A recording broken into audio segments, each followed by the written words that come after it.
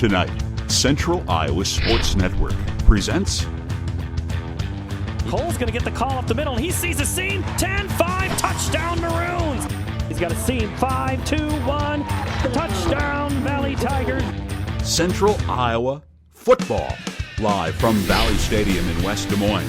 Central Iowa Football is brought to you by the Atlantic Bottling Company, CenturyLink, Central Iowa Football. Undefeated in district play, and Dave Marcouli. It should be a great battle. We're going to see a different type of Johnston team. They don't run the read option or spread. They like to run the veer. Yeah, you know, they made a huge switch this year. They decided they're so deep in running backs, they're going to go to their veer offense, which is a read. Dowling defense is really going to have to work hard on assignment football, just like they did similar to Urbandale the first game of the year, which takes away the stunning game, which has been so successful for Dowling the last few weeks. So Dowling defense will have their work cut out for them against this strong running team. Well, they certainly will. Brian Woodley and the Johnston Dragons come in ranked number 10 on the Central Iowa Sports Network, top 10 by Tony Insigne. They give up 18 points on defense, score 28 on offense. And, you know, Brian Morris, Dowling now, an injury on their offensive end. Jonathan Bliss out for the year with a torn ACL, his second ACL injury, and one of the Dowling team captains and leaders. Yeah, it is too bad as a senior. You hate to see that. But the thing about this team, guys, is 8 or 9 guys have scored. So that means everybody in the two deep has distributed the ball, has gotten the ball, has scored touchdowns. So Dowling hasn't relied on one person. So, again, you hate to see a kid go down, but there's a lot of other people who can score and catch the ball. Well, that's certainly true. And, of course, for head coach Tom Wilson and Dowling Catholic, another week. They're at home finally. They've been on the road for over 600 miles the last 2 weekends. Thank you, and you're welcome. But the Maroons are home. Dowling now 5-0 on the season. Remember, they're one game shy as they had their first game of the year rained out, or actually weathered out in Cedar Rapids. And the Maroons come in ranked number 1 in Class 4A, the two-time defending champs. And Dave, you look tonight and you think the challenge is on the Dowling defense against Johnston's offense. That's going to be a tremendous matchup, especially when you're playing a different Johnston team. If you had to tell me about this Johnston team offensively, who they remind you of in this area? Well, you know, I'd have to go back to Urbandale. The dangerous guy, they have 2 running backs, T-Boy White and Grant Gosling, both very quick, strong runners, but probably the guy who's most dangerous for them is Gus Ginion. He is a strong, very powerful blocker for them, and he's the key to their offense. Now, on the offensive line, when you run this veer offense, you got to 2-block and get to the linebackers. The question is, can they do that? That's going to be the challenge for Johnston, is can they get off the blocks and get to the linebackers, where I think Dowling's going to win the line of scrimmage tonight. And defensively for Dowling, hey, they're led by Ross Oddie. He leads the team in tackles with 33. And Nico Sigliango, another linebacker for Dowling, doing a great job, Brian. They're going to have their work cut out against this fine offense. As Dave mentioned, you know, Jared Bacon, the quarterback, doesn't do a whole lot, but he manages this Johnston offense. Yeah, he does. And those linebackers, they're not going to have to defend the pass tonight, because I just don't think Johnston has a very strong passing game. So you look at Ross Oddie, you look at Scigliano, you look at Jacob Hummel. Those are 3 really good linebackers, and they're going to be the key to tonight's game.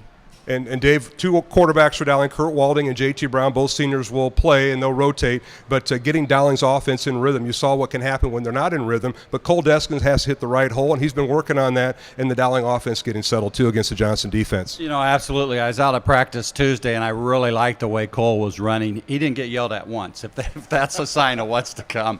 He found the hole, and that's what he's been struggling with a little bit this year. But he really did a nice job. And, of course, Jacob Zachary, very consistent. Colby Gaines did a good job. Both quarterbacks, it continues. You just don't know who's in there because they're so similar. All right, you're listening to the pregame show here on Iowa Catholic Radio. Mark Hamadale along with Dave Marcouli and Brian Morris as we get set for Dowling and Johnston tonight. But before we go to break, we're going to have a visit from one of our, some folks here from Chick-fil-A that are here tonight, and we're going to bring them on in at this time. So Dave and Brian, exit stage left. And for the TV folks watching, excuse us as we bring in the folks from Chick-fil-A. And I'll tell you what, first of all, welcome to the broadcast tonight here on Iowa Catholic Radio on the Central Iowa Sports Network. And tell us your name. Thank you very much. My name is Jeff Yonda, and I am the marketing director at the Chick-fil-A on University Avenue. It's located where the old Macaroni Grill is, 4502 University Avenue. And you just opened up here the other day. I saw a bunch of tents out in front of your new store where Macaroni Grill used to be. So Chick-fil-A, you had a tent sale, or what was going on? We actually had this promotion going on where the first 100 people to walk in the door receives free Chick-fil-A for a year. So we had about 110 people come out, and the first 100 people that came in got free Chick-fil-A. So it's a way to promote the company and draw a new crowd. And tonight you're here at the Dowling Johnston game here at Valley Stadium, and you're distributing sandwiches. Is that correct? And how many did you bring? Did you bring enough for everybody? We actually didn't bring enough for everyone, but we did make sure all the volunteers in the stadium got a Chick-fil-A sandwich, and we are handing out coupons for all the guests that come into the stadium. And at halftime, we'll be doing the same exact thing. Well, we appreciate you coming up, and best of luck on the opening. We already opened at Chick-fil-A in West Des Moines. Best of luck there. It's a great product, and we appreciate having you on here on the Central Iowa Sports Network and Iowa Catholic Radio. Best of luck. Thank you very much. I appreciate it. All right, coming up here on Iowa Catholic Radio and the Central Iowa Sports Network, head coach Tom Wilson of Dowling Catholic. I have a conversation with him before tonight's game, Dowling and Johnston, here on the Central Iowa Sports Network and Iowa Catholic Radio. Save big at Schottenkirk Chevrolet in Waukee. New Chevy Malibu 1LT. Power price. $89 per month. Yes, $89 per month in Waukee. During Truck Month, get 25% off select new Silverado crew cabs. Select Silverados also come with 0% for 60 months. Plus, you keep the $4,000 rebate. New Silverado Double Cab 4x4 LT. Power price. $189 per month. Help us raise 10,000 pounds of food for the Waukee Food Pantry in September. Schottenkirk Chevy on the west end of Hickman, Waukee. Miss your hometown clothing store? The one that had it all? Everything to get the work done, all in one place? G&L Clothing is your hometown Iowa store. Stop in and see us, or we're only a click or phone call away. Family owned for nearly a century. G&L Clothing, 1801 Ingersoll, Des Moines. G&L Clothing, your size, your style, we've got it all. At Mid-American Energy, part of putting power in your hands is helping to keep families safe. That's why Mid-American provides free educational safety programs to schools, asks you to call 811 before you dig, have annual furnace inspections, and be aware of hazards at home. Mid-American Energy safely delivers electricity and natural gas to us in good times and stormy ones. That's Mid-American Energy. Here at Fireplace Superstore, we're growing. We're building a new showroom right next to our current location, but the rain has got construction delayed, so we're still making deals. So now's the time to beat the rush and come in to get the best deals on Central Iowa's largest selection of heat and glow fireplaces and gas inserts. Stop in today and see our fire experts. We'll find the heat and glow fireplace that's the best for your family at the best prices of the season. Please help us move. Everything's on sale. Heat and Glow. Nobody builds a better fire. And welcome back to the pregame show here on Iowa Catholic Radio. Dowling taking on Johnston here tonight. Mark Amadale joined by head coach of Dowling Catholic, and that is Tom Wilson before tonight's game. Coach, thanks for joining us, and hey, best of luck tonight against Johnston. Thank you, Mark. Well, Coach, coming off two big road games, always nice to be home. And tonight you're home at Valley Stadium against Johnston, top 10 matchup. Coach Brian Woodley, team's playing very well, so we got a good matchup here tonight. And I'm sure you're glad to be off the charter bus and onto the regular school bus to get to the game. No question about that, and you're right. Coach Woodley's and his staff have done a nice job, kind of changed their style of play a little bit offensively, and it's worked out very well for them, and having a very good season so far. Well, Coach, as we kind of recap last week, Dowling winning last week 59-21 in Sioux City, but did you ever see such an unusual start? Both teams' offenses throw an interception on their first play from scrimmage. Dowling intercepting a pass by Drew Madden from the Sioux City quarterback, and then on first down and inside the 20-yard line of Sioux City, Kurt Walding's pass gets intercepted for a pick six. So unusual start, but an exciting game on the road. Well, it was, and you just hope that you could get your feet under you. You know, their tempo was giving us a problem to begin with, in spite of the unusual start, and so we really had to get our bearings about us and start getting ourselves lined up and playing. And once we did that, obviously things worked out pretty well. Well, Coach, there was an opportunity, especially in the second half, after you led at halftime. I think it was 35-14. In the second half, you got a lot of kids going once the running clock, and for I know your JV schedule really got hindered with a lot of two cancellations, so you only had one game scheduled. You're looking for some playing time for a lot of these younger kids who are juniors that really can't play sophomore football, and that certainly happened last Friday. You got a lot of kids in. Oh, we did, and that's very important to us. And to be honest with you, we'd like to get them more time. And the running clock becomes an issue with that, and you're trying to shuffle people in and shuffle people out. And many times it's your second group or your twos that kind of get the short end of the stick. And you mentioned the JV schedule, which has really been a frustrating situation. But we are playing Valley again on Monday night, which is a great thing. I appreciate them playing us again, and so we'll get those kids some more playing time in that way as well. Well, Coach, you grade out the game. Obviously, both quarterbacks, J.T. Brown and Kurt Walding, had a pretty nice night. I know Kurt overcame that interception to throw a couple touchdowns, but offense clicked pretty well, and the defense, after giving up that initial long drive that Sioux City East tried to go hurry up, very much like Dowling in their only drive where they scored from scrimmage. It was a pretty nice night offensively and defensively. It was, and really, obviously Michael Zachary had a big night. Our quarterbacks did a great job of finding him, and but our offensive line is making progress. We've talked a lot about those quarterbacks, and I really think that they continue to do a nice job. I think Deskin and Zachary have done a nice job in the backfield, and so. Defensively, we've been consistent. Offensively, hopefully, we're picking things up, and special teams wise, we had a big impact last week. And the pressure from the defense, and no matter, Sioux City East tried to go hurry up, as I mentioned, they scored from scrimmage on that long drive, but the pressure from your defense just kept mounting and mounting, and when your front four is controlling the line of scrimmage and your linebackers are outstanding, then you put Zachary in the defense secondary, that makes for a pretty tough night for the opposing team's offense. Well, it does, and those guys have done a great job of controlling the running game, especially against Sioux City East, controlling the running game, putting pressure on the passer, and then those guys can pin their ears back. And those defensive ends get a lot of credit. I think Stephen Johnston's had a tremendous year inside. He doesn't make a lot of sacks or a lot of tackles, but he certainly allows other people to do that. Ryan Mel's very similar, and Dakota Streffler getting some reps inside as well. So those defensive ends, as you mentioned, have done a good job, but those guys inside have done a good job as well.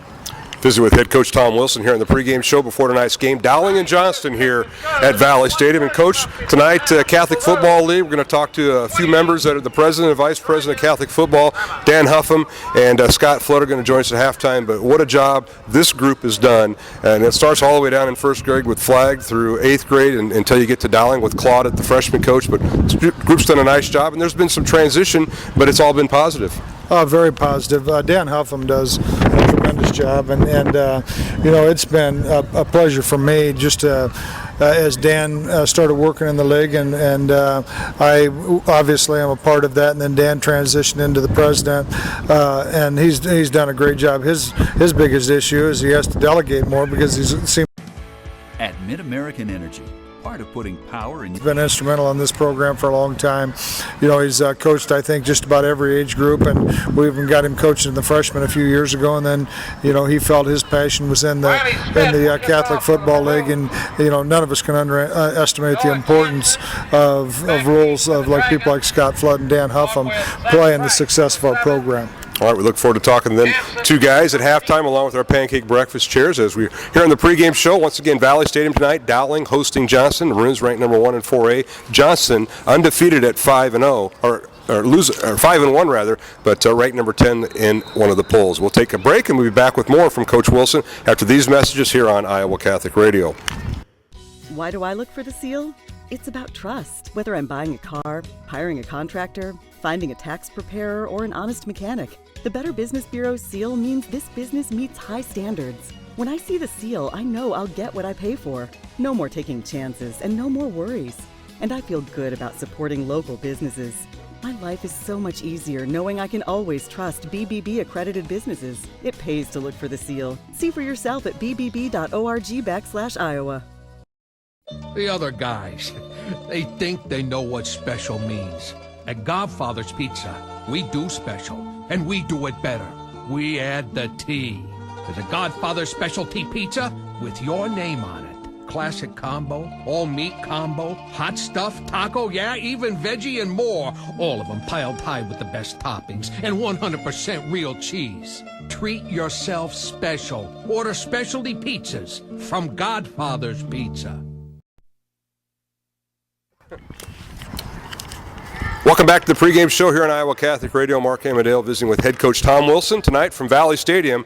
Dowling hosting Johnston in a top 10 matchup. And Coach, you look at this Johnston High School team. You mentioned a little bit in the first segment about how Johnston's kind of changed their offense, but their tailback T-Boy White, one of the top running backs in the conference, along with Jared Bacon, their quarterback, and another running back, Grant Gosling. So they got a three-headed monster back there on offense. But talk about Johnston and how they've changed their offense this year, Coach. Yeah, they're really a split veer team, and what they've been is a no-huddle spread team, somewhat similar to us in years past. And really what they've done is kind of gone old school a little bit, and obviously that coaching staff thought that was best for them, and they've really done a nice job of running that, it being new.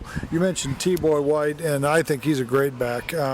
He's got speed, and he's going to be a handful for us, but I was equally as impressed with Gosling. I thought he did a good job, and they bring some other guys in there that are really blue-collar players. They do a lot of the dirty work. And you mentioned Bacon, the quarterback. They don't ask him to throw a lot, but he has been efficient.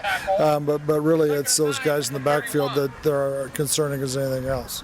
And defensively for Johnston, we're going to see guys like Eric Siedenberg and Drew Singbush, their linebacker and defensive back respectively, that leads this defense. And, it's not an easy one to score on. They've lost one game, and it was a good one. But they're looking to roll the table, and hopefully with the change of offense and, positive influence on defense, they're going to make it rough on the Maroons tonight, I'm sure. I think defensively is where they've shown probably as much improvement as anything, because they've, I think they're running to the football very well. I think they're tackling well. One of the guys to mention, I think, is number 8, Carl Rasmussen, who is their Sam backer. I think he's a really, really good player. And so we even see T-Boy on defense once in a while, and they're a good team, and they do. I think their coaches do a nice job of using the talent that they have, and we're going to have to play well, and it should be a good ball game for everybody to see.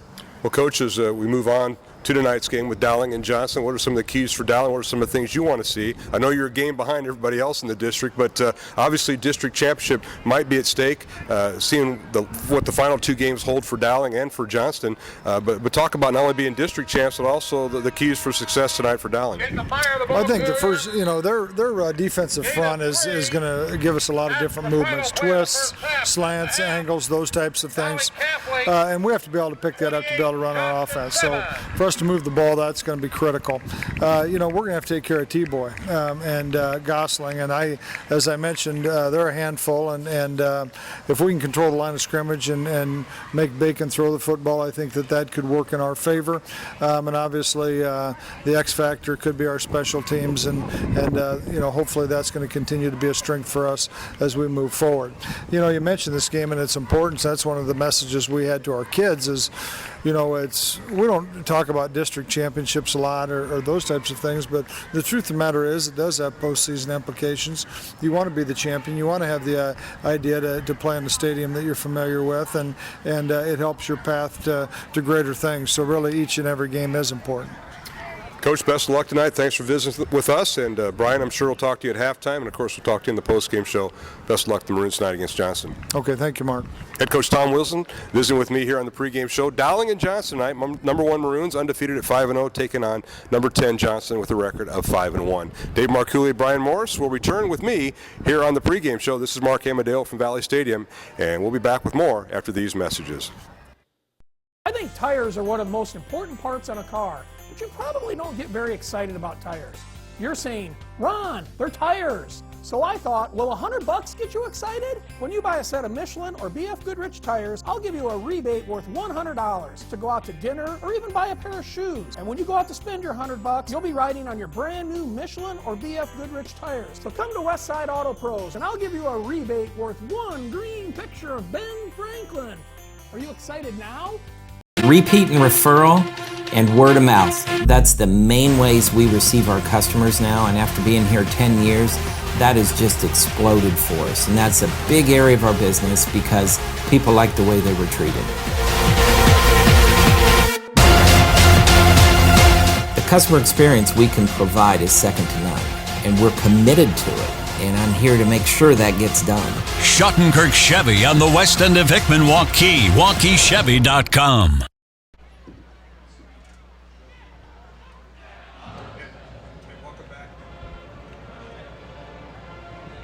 And welcome back to Valley Stadium, and now our national anthem.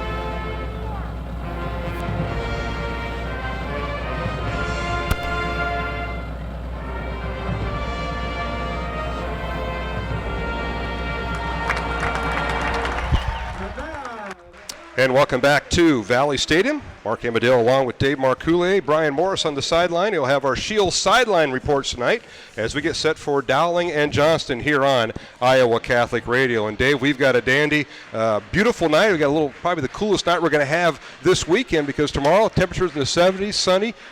Sunday, highs in the mid-80s and sunny. Tonight it's cool and in the just lower 60s. Perfect night for football. Oh, absolutely perfect. The kids will absolutely love this, especially after practicing in the heat. I was out at practice Tuesday.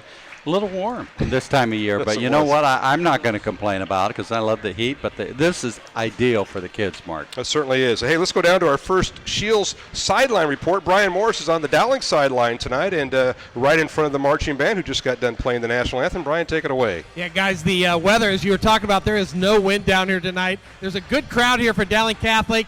About 3/4 full right now, and as we know, that'll fill up. We had the cheer squad, all the little girls out there tonight. We had the Catholic Football League boys introduced before the game. So good night. We're going to have a huge crowd here, and it's going to be a great football game, guys. Yeah, it certainly is, Brian, and we look forward to your reports, the Shields sideline reports all night long. And hey, we had some games go on in Class 4A last night, Dave, and up in Sioux City, Ankeny. Yeah, this is a District 1 game. Ankeny defeated Sioux City North 56-14. Ankeny now 3-0 in District 1. And over in Eastern Iowa, 5th-ranked Cedar Rapids Washington defeated Cedar Rapids Prairie 39-14. So Ankeny ranked number 6 by the Central Iowa Sports Network's Tony and Senny's top 10, and Cedar Rapids Washington ranked 5th, and they got a couple games out of the way on a Thursday night. Yeah, no surprises there, but watch out for that Ankeny. They're a good football team this year. Yeah, and they won the Battle of Ankeny here several weeks ago, if I remember right. So, yes, they did. Not a bad team. Well, tonight it's Dowling and Johnston, folks, and of course, if you're tuning in the game, it's iowacatholicradio.com. Just go to our website, and you can log on and listen or watch the contest. And we've got a day. And just take a look at the starting lineups for both teams. First of all, for Dowling Catholic, as we make our way for both teams to be out in the field here momentarily. The quarterbacks will be Kurt Walding for Dowling. Both are 6'2", and both are seniors. That's Kurt Walding and J.T. Brown. Kurt wears number 13. J.T. wears number 8. In the backfield will be Cole Deskin. He wears number 5, along with Jacob Zachary.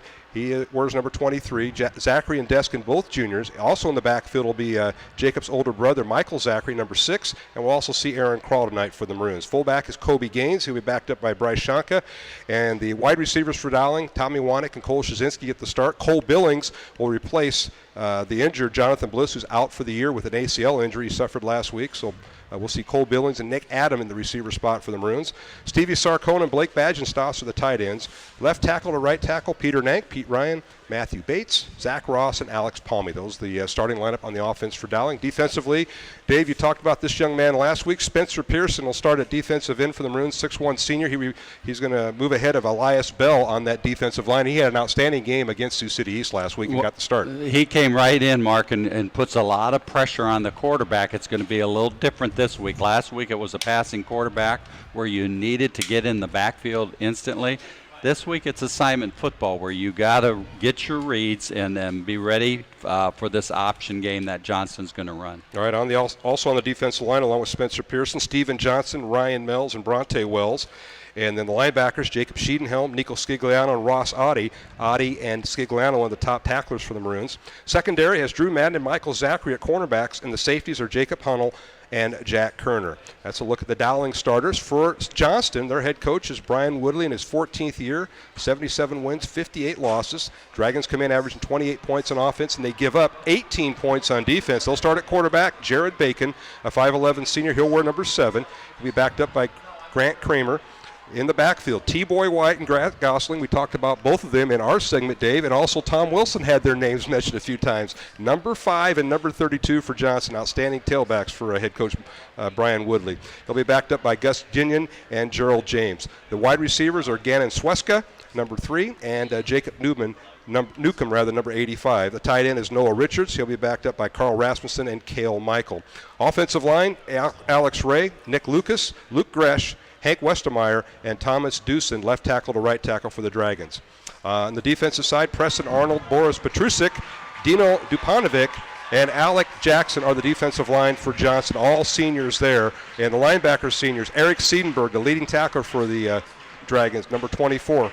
Along with number 4, Jackson Clausen, and number 8, Carl Rasmussen, all seniors in the linebackers. Cornerbacks are Jaron Proctor, a junior, and Nolan Monty, a senior. And the safeties are Carter Wunsch and Drew Singbush, both safeties for the Dragons. And their outstanding kicker, and Brian, I got to bring you in. You're on the Shield sideline. Their outstanding kicker is a young man, Brady Jensen, who hit a game-winning field goal in Week 2. So we know that the Dragons, if it's close, they're going to bring out their field goal kicker. And I'll tell you what, that young man, Brady Jansen, a senior, he's had 8 touchbacks this year, but he's hit a 52-yard field goal to win a game. Yeah, and, this Johnston team, they've been in close games, guys, so they're used to close games. Dowling, they've kind of blown out the last few opponents that they've played. Again, going into playoffs, you want to get a little bit of interesting game time in your repertoire here for the team, but it just seems like right now this Dowling team that the momentum is going their way after just 4 really good football games that they had after a couple starting the year just weren't up to Maroon standards. Brian, this is a similar pattern last year as to how Dowling started the season and Johnston. Both came in about 5-1, 5-0. Dowling won 50-13. I really don't think it's going to be a 50-13 game tonight. I think it's going to be closer. Yeah, we'll see how that transpires, and you mentioned that, Dave. Coming up at halftime, we're going to visit with some folks from the Dowling Pancake Breakfast. Kim Darr and Jennifer Kelly, the co-chairs, will join us. And also we'll have an interview with the folks from the Greater Des Moines Catholic Football League. They've been in existence, Dave, for 51 years. And Dan Huffman, the president, and Scott Flood, the vice president of the Greater Des Moines Catholic Football League, will join us at halftime. So a lot to look forward tonight as the coin toss just happened on the field. And Mr. Marcoule, were you paying it? He puts his hands Actually, up. that's when I was just talking to Brian. Our officials tonight will be Mike Vinn. He's the referee. He's from Marshalltown. Eric Kennedy is the umpire. Myron Lynn from Pella is the linesman. Dirk Royals is the line judge. And the back judge is Jason Fagan. So we appreciate having that crew here. And Mike Vinn is a very experienced crew. And it looks like Johnston will receive. So we're going to see back deep for the Dragons, T-Boy White and Gene Proctor. So get ready, get set, and get ready to go, Dave Marcoule. I was going to say, look for the punch kick, the pooch kick, excuse me. Class 4A rankings. This is by the Central Iowa Sports Network's Tony and Senny every week, and we've got Dowling Catholic at number 1, followed by Bettendorf at number 2. Valleys comes in at 3rd. Cedar Rapids Kennedy and Cedar Rapids Washington are 4 and 5. Ankeny comes in at number 6 this week. Fort Dodge is number 7. Waukee at 8. Cedar Falls 9th, and Johnston is at number 10. And that's at the Central Iowa Sports Network, CISN.TV, the website. And Tony and Senny does the rankings about every other week as we get set for football here at Valley Stadium. Dowling home after traveling 600 miles. Now they're finally home, and the Maroons will boot it away. Alex Heeman tees it up at the 40-yard line, back deep for Johnston. Will be T-Boy White and Jared Proctor. Underway still by White at the 5-yard line. Across the 15, 20, 25, and he gets across the 30-yard line. It's not out of bounds. Dragons football, 1st and 10 from their own 35-yard line. Looks like that was number 1, Jaron Proctor on the return. And again, Mark, get ready for this option veer running game by Johnston Dragons, and Dowling's been working at it all week, and we'll see.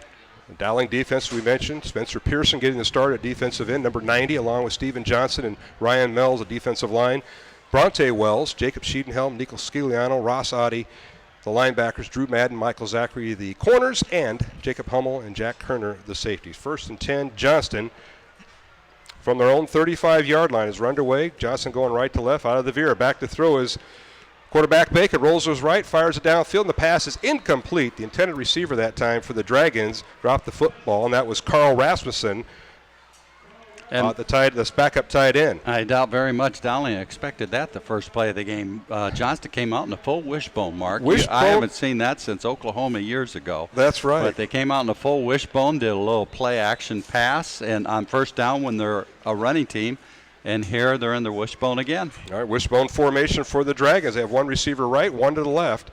And the quarterback, the give is to the fullback, and he's hit at the line of scrimmage and dives forward for a couple yards up to the 38-yard line. Nice run that time by the Johnston fullback. And that's that Gus Ginion, and he is a power runner, Mark. He's basically in there for his blocking. He has the least amount of yardage of the three backs, but this kid can run the ball. That was the inside veer that we'll see a lot tonight. All right, it's 3rd down and 6 for the Dragons. Ginion a gain of 4. And the line of scrimmage is the 38-yard line of Johnston. No score, just underway. Now they'll split out a receiver, T-Boy White, to the slot right. Let's keep an eye on this. And now here's the give, and it's to the back, one of the backs. That's Ginion again, trying to get outside the numbers, and he can't do it. He's wrestled down right about the 39-yard line for a gain of 1. It'll bring up 4th down for the Dragons. Well, that's the formation Dowling, I know, expected. It was split backs. They shifted to a slot formation. Bronte Wells did an unbelievable job of playing off his block and throwing Ginion for a loss. Nice play. All right, 4th and 6 now for Johnston. 10:40 left to play here in the first quarter.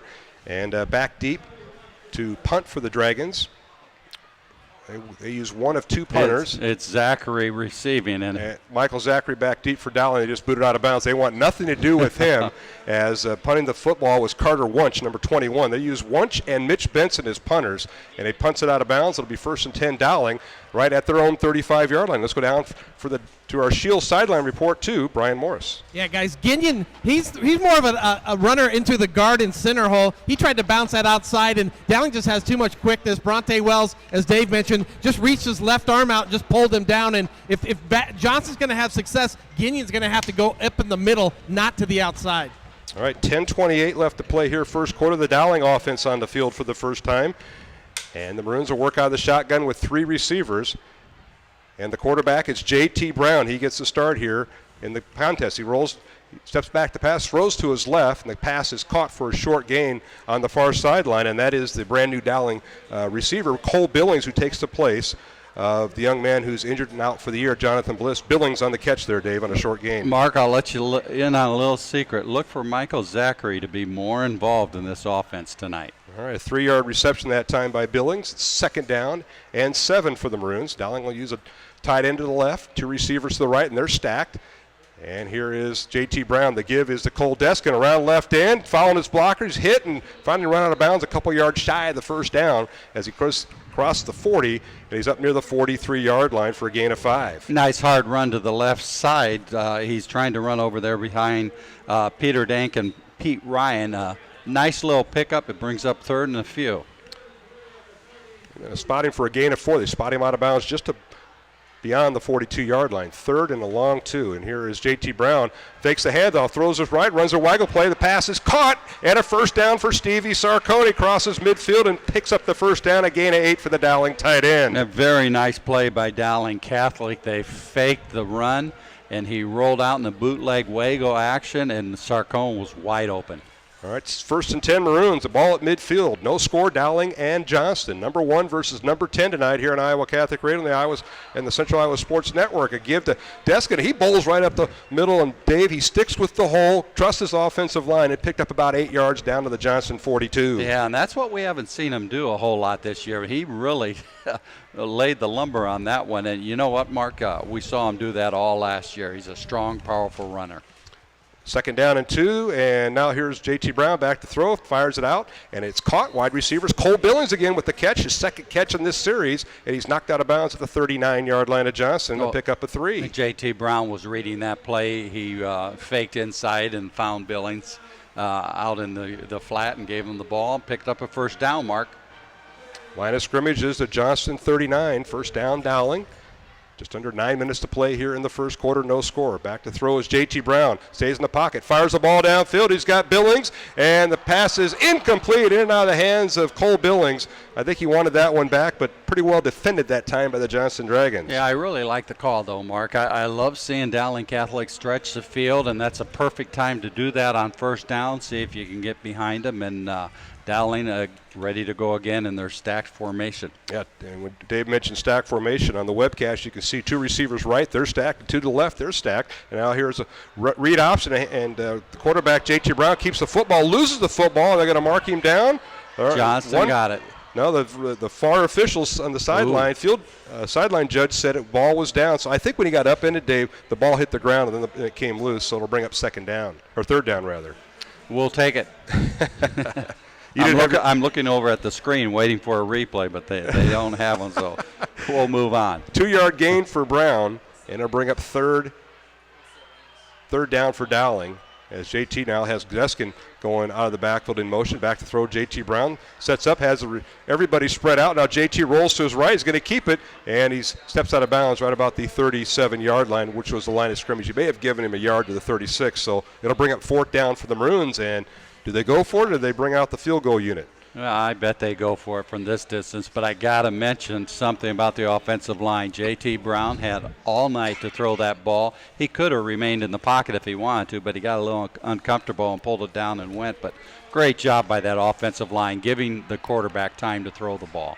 All right, Maroons are going for it. It's 4th and 8 Dowling on the 36-yard line of Johnston. J.T. Brown back to throw out of the shotgun. Fires in the end zone. He's got a man beat, and that's Michael Zachary, and he makes the catch, or does he stay with it? Touchdown! He caught it. Michael Zachary. And Dave, you called that early in the series. Michael Zachary from 36 yards out, and we're going to have the replay coming up here in a moment for your folks watching on the webcast. But what an effort by Zachary, because, Dave, he had to launch himself in the end zone. He ran the go route from the left side of the formation, and he launched himself the ball and caught it. Officials waited to make sure he had control. Well, he had one-on-one coverage, and J.T. Brown read that. One-on-one coverage, no safety help. He ran an out and up, and when you don't have back coverage, a safety to help out on him, Zachary's going to beat you, and J.T. Brown threw a beautiful pass. And the extra point is up by Heeman, and it is good. So it's 7-0, Dowling with the lead over Johnston with 7:49 remaining here in the first quarter. You're listening to Dowling Catholic Football here on the Iowa Catholic Radio Network and the Central Iowa Sports Network. Miss your hometown clothing store? The one that had it all? Everything to get the work done, all in one place? G&L Clothing is your hometown Iowa store. Stop in and see us, or we're only a click or phone call away. Family owned for nearly a century. G&L Clothing, 1801 Ingersoll, Des Moines. G&L Clothing, your size, your style, we've got it all. At Mid-American Energy, part of putting power in your hands is helping to keep families safe. That's why Mid-American provides free educational safety programs to schools, asks you to call 811 before you dig, have annual furnace inspections, and be aware of hazards at home. Mid-American Energy safely delivers electricity and natural gas to us in good times and stormy ones. That's Mid-American Energy. And we're back here at Valley Stadium. Dowling going 9 plays, 65 yards, capped off by a Michael Zachary 36-yard touchdown pass from quarterback J.T. Brown. Extra point by Heaven gives Dowling a 7-0 lead. Here's a kickoff by the Maroons, and Jaron Proctor returns it across the 20, 25, 30. He's finally slammed down right about the 36-yard line. Nice return once again for the Dragons, and that's Jaron Proctor, the 5'10", 170-pound junior on the punt return for Johnston. They have pretty good field position. Let's go down to the field. That's where our Shield sideline reporter is, and that's Brian Morris. Brian, a nice drive. No penalties in that 9-play drive for the Maroons. Yeah, and Michael Zachary, he came in there on that fourth down. That was the first time they split him out to the left, guys, one-on-one coverage, and you can't go against that speed. He is so quick. He just did it out and up, and he was wide open. All right, thank you, Brian. 7:42 remaining here in the first quarter. Dowling leading 7-0 over Johnston. Number 1 Dowling, number 10 Johnston on the Central Iowa Sports Network's Tony Incini with the top 10. And now here's a give on first down, and the handoff going to Grant Gosling. First time we've called his name, and they run just split backs to the backfield, Dave, and just a good old school play right over right tackle.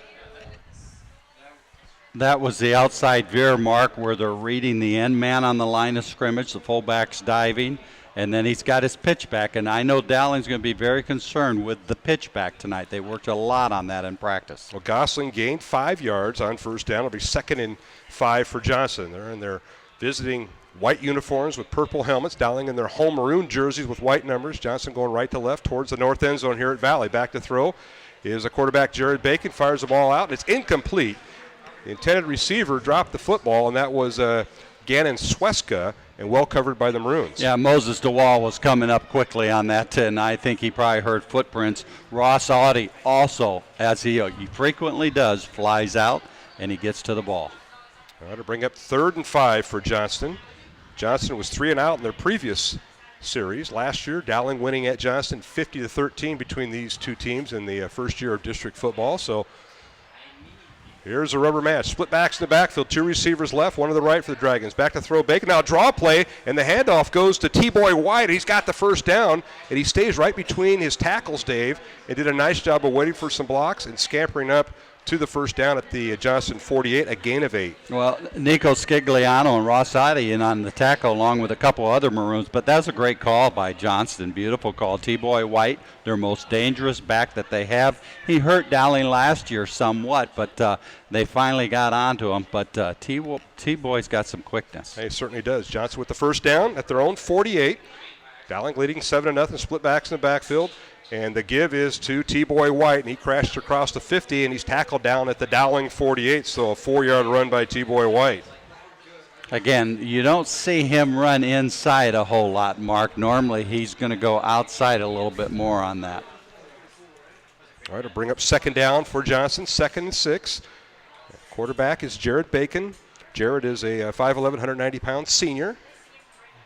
Breaks the huddle. They have a receiver on the right and 1 on the left. 2 backs in the backfield, split backs, old school football with the tight end on the left. And here's they fake the handoff to the fullback, and the quarterback keeps it. That's Jared Bacon running from the line of scrimmage. He's got 1 man to beat, and he goes in for the touchdown. What a read by Jared Bacon, 48 yards on the read. And Dave, the play went to the right. He faked to his fullback and then just cut around left tackle, and he went just outside the hash, the left hash for the score. Well, and it's very obvious what happened there, Mark. That's no secret from the coaches. You play assignment football, a defensive man's assigned to the dive back, the pitch back, and the quarterback. The man assigned to the quarterback missed. And when you missed, that's what happens. He might have been blocked. That might have happened. That's right. Brady Jensen into for the extra point. The long snapper is Ross Hinders, the sophomore, and the extra point is up, and it is good. Folks, we're tied at 7 here at Valley Stadium. Number 1, Dowling 7, number 10, Johnston 7. We'll take a break and be back. You're listening to Dowling Catholic Football on the Iowa Catholic Radio Network and the Central Iowa Sports Network. At Mid-American Energy, part of putting power in your hands is helping to keep families safe. That's why Mid-American provides free educational safety programs to schools, asks you to call 811 before you dig, have annual furnace inspections, and be aware of hazards at home. Mid-American Energy safely delivers electricity and natural gas to us in good times and stormy ones. That's Mid-American Energy. Here at Fireplace Superstore, we're growing. We're building a new showroom right next to our current location, but the rain has got construction delayed, so we're still making deals. So now's the time to beat the rush and come in to get the best deals on Central Iowa's largest selection of heat and glow fireplaces and gas inserts. Stop in today and see our fire experts. We'll find the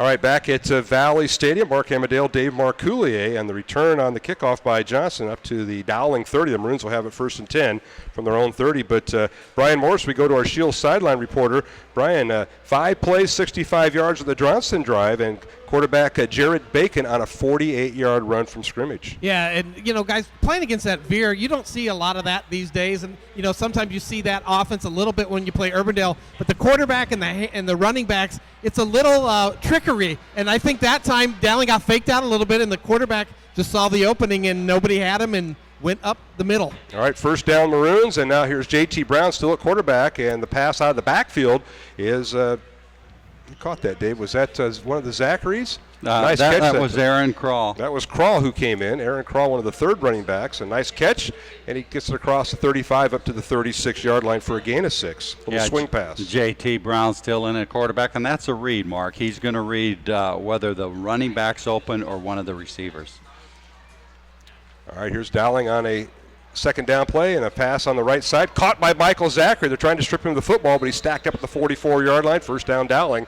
And that's a swing pass to the right of the formation for the Maroons. And this time it was Michael Zachary over there with a nice catch. He got outside the numbers and picked up the first down. Yeah, the same play, the other side only. Zachary ran it this time. We haven't seen that play, Mark. That's a new play they just put in this week. And watch out when Zachary gets that ball because he can bust it at any time. 8-yard reception for Zachary. First down Dowling. Maroons go with 3 receivers left, one to the right. And the motion man is Aaron Craw. And now Dowling keeps the football. That's J.T. Brown with it, and he's sliced down right at the 49-yard line. Picks up 5, but he took a nice hit low, and he was hit high on the tackle. Boy, J.T. Brown did a nice job of making a couple Johnston players miss because they had him for almost a 1-yard loss, but J.T. Brown escaped and picked up a couple yards. They're going to give him 5 on the carry, so it'll bring up 2nd and 5 Dowling. Tied at 7, Dowling and Johnston here at Valley Stadium. Back to throw J.T. Brown. Fires the ball downfield. The pass is caught by Stevie Sarcone, and he's out of bounds, shy of the 40-yard line. Nice strong run that time by Stevie Sarcone. They're going to spot him down right at the 43 of Johnston, Dave. And again, J.T. Brown doing a great job putting the ball right on the numbers, and Mr. Consistent Stevie Sarcone gets the job done, Mark. 8-yard reception, first down Maroons. As we approach the 4:20 mark here in the first quarter. Here's the snap, read option, and J.T. Brown keeps the football. He faked the football, kept it, and gets across the 40 before he's slammed down right at the 39-yard line of Johnston. He'll pick up 4. That was Jacob Zachary in on the play, and again, that's the outside zone read where he's going to read that end and determine whether to pull or give it to Zachary. Good read, nice pickup. All right, it is 2nd and 6 for the Maroons. Line of scrimmage for Dowling is the 39-yard line of Johnston. Maroons with 3 receivers left, 1 to the right. Here's J.T. Brown, the snap. Fires the ball over the middle. The pass is caught. First down Maroons. That's Cole Shazinski all the way down the Johnston 20-yard line. That's a 19-yard gain on a quick slant from the right side, Dave. Yeah, what a beautiful, beautiful pass by J.T. Brown. Shazinski, big, tall target, did a nice job running a quick slant, got inside the cornerback for a nice completion. All right, 2 receivers split out wide left for the Maroons, 1 to the right, and the Maroons will have a tight end on the left. Here's J.T. Brown now mix up in the backfield, and J.T.'s going to be hit for the loss. Nice job by the Johnston defense converging on that. And J.T., I think, stepped one way and his running back went the other. Yeah, obviously it was a mistake by one of them. We don't know which one, but it really doesn't matter. There was a mix-up in the backfield, which kind of breaks the play down, so Dowling's going to have to go 2nd and 10, passing situation. Yeah, Oscar loss of 1. It'll be 2nd and 11 Maroons back at the 21-yard line. 2 receivers left, 1 to the right. And in the backfield is J.T. Brown at quarterback, number 8. And the give is to Jacob Zachary. He turns the corner, bounces outside a tackle, down the near sideline. He's going to go in. Touchdown, Jacob Zachary from 21 yards out. It's the other Zachary brother getting involved. And he did a nice job, Jacob did, the junior, turning the corner. And, Dave, he was hit right about the 16-yard line, and he bounced off that tackle. Yeah, he's so strong. But the problem is if you don't wrap up when you're hit, you aren't going to bring Jacob Zachary down. And if you watch on the replay here, when he goes outside, a Johnston player has a clean shot at him right here, but he didn't wrap up. He just put his shoulder down and tried to hit him, and he went straight through. He didn't need much room on that sideline. He walked the tightrope. The extra point by Heeman is up, and the kick is good. So it's 14-7. Dowling with the lead over Johnston. 2:52 remaining here in the first quarter. A top 10 matchup here at Valley Stadium. We'll return after these messages here on the Iowa Catholic Radio Network and the Central Iowa Sports Network. Here at Fireplace Superstore, we're growing. We're building a new showroom right next to our current location, but the rain has got construction delayed, so we're still making deals. So now's the time to beat the rush and come in to get the best deals on Central Iowa's largest selection of heat and glow fireplaces and gas inserts. Stop in today and see our fire experts. We'll find the heat and glow fireplace that's the best for your family at the best prices of the season. Please help us move. Everything's on sale. Heat and Glow. Nobody builds a better fire. Why do I look for the seal? It's about trust. Whether I'm buying a car, hiring a contractor, finding a tax preparer, or an honest mechanic, the Better Business Bureau seal means this business meets high standards. When I see the seal, I know I'll get what I pay for. No more taking chances and no more worries. And I feel good about supporting local businesses. My life is so much easier knowing I can always trust BBB accredited businesses. It pays to look for the seal. See for yourself at bbb.org/. Welcome back to Valley Stadium here in West Des Moines as Dowling now scoring their second touchdown of the night with 2:52 remaining. Jacob Zachary on a 21-yard run, the extra point good. And Dowling leading 14-7. Now here's the kickoff and fielded by one of the upbacks at right around the 25-yard line. Dowling kicks the short kick, Dave, to keep it away from those Jaron Proctor and from T-Boy White. And Grant Gosling, one of the upbacks, returned it up to the 26-yard line. Let's go down to Brian Morris with our Shields sideline report. Brian, the Maroons a nice drive. Jacob Zachary on a 21-yard run gives Dowling the lead once again. You know, guys, you think about the play before being here on the sideline. I know who messed up on that play because the coaching staff gave it to him, but he redeemed himself on that next run. He had a little incentive to score, and Zachary just ran over two Johnston guys, and beautiful play by the Maroons. Dowling going 8 plays, 70 yards. Thank you, Brian. And again, Dave, another drive without a penalty. So that's the second straight possession for the Maroons without a penalty. Yeah, and that makes all the difference in the world, Mark. Ask any coach. All right, first down, Johnston from their own 27-yard line. They're back to the wishbone formation. And the give is to, let's see, which back? And that's it might be T-Boy, I believe. T-Boy White, yes it is, and he slants across the 30 up to the 31-yard line, straight dive over the right side. Man, this is old school football. It's like watching Oklahoma and Nebraska back in the 70s and 80s. Yeah, that's that double lead, and when you get that big fullback up there lead blocking, that's tough to do. But Jacob Hummel and Ross Audie were able to fight off the blocks and make the tackle. Yeah, I talked to Coach Woodley. That's Brian Woodley. His dad's a head coach at Grandview University. That's Mike Woodley. I believe he's here tonight. And he said, yeah, made the transformation from the zone read to the veer. Now here's a pitch man. That's T-Boy White. He scampers outside the numbers. He's near a first down. He's finally wrapped up just outside the 37-yard line, Dave. Not a 5-yard run for T-Boy White, but I'll tell you what, quarterback Jared Bacon held on to the last moment before he pitched it. Yeah, and he took a shot from Ross Audie. Ross Audie was on a stunt that time assigned to the quarterback, and he really got a hold of him.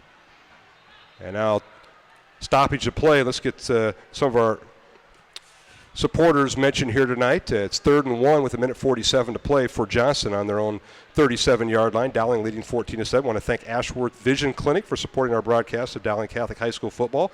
Ashworth Vision Clinic located at 60th Street and Ashworth Road in West Des Moines. Phone number 515-440-4610. And also Mid-America Energy. I want to thank Mid-America, believes in safe, clean energy delivery to hundreds of thousands of people across Iowa. www.midamericanenergy.com.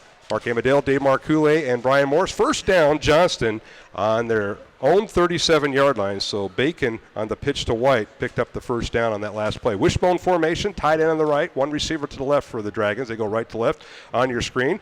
And the give is to the second man through, and he picks up good yardage again, Dave, and that is their tailback, Grant Gosling, on the carry. And that time it went right over left guard, left tackle. Yeah, he checked off to that. I believe what he did was reverse sides. I think that was supposed to go to the tight end side. He switched sides and came to the short side.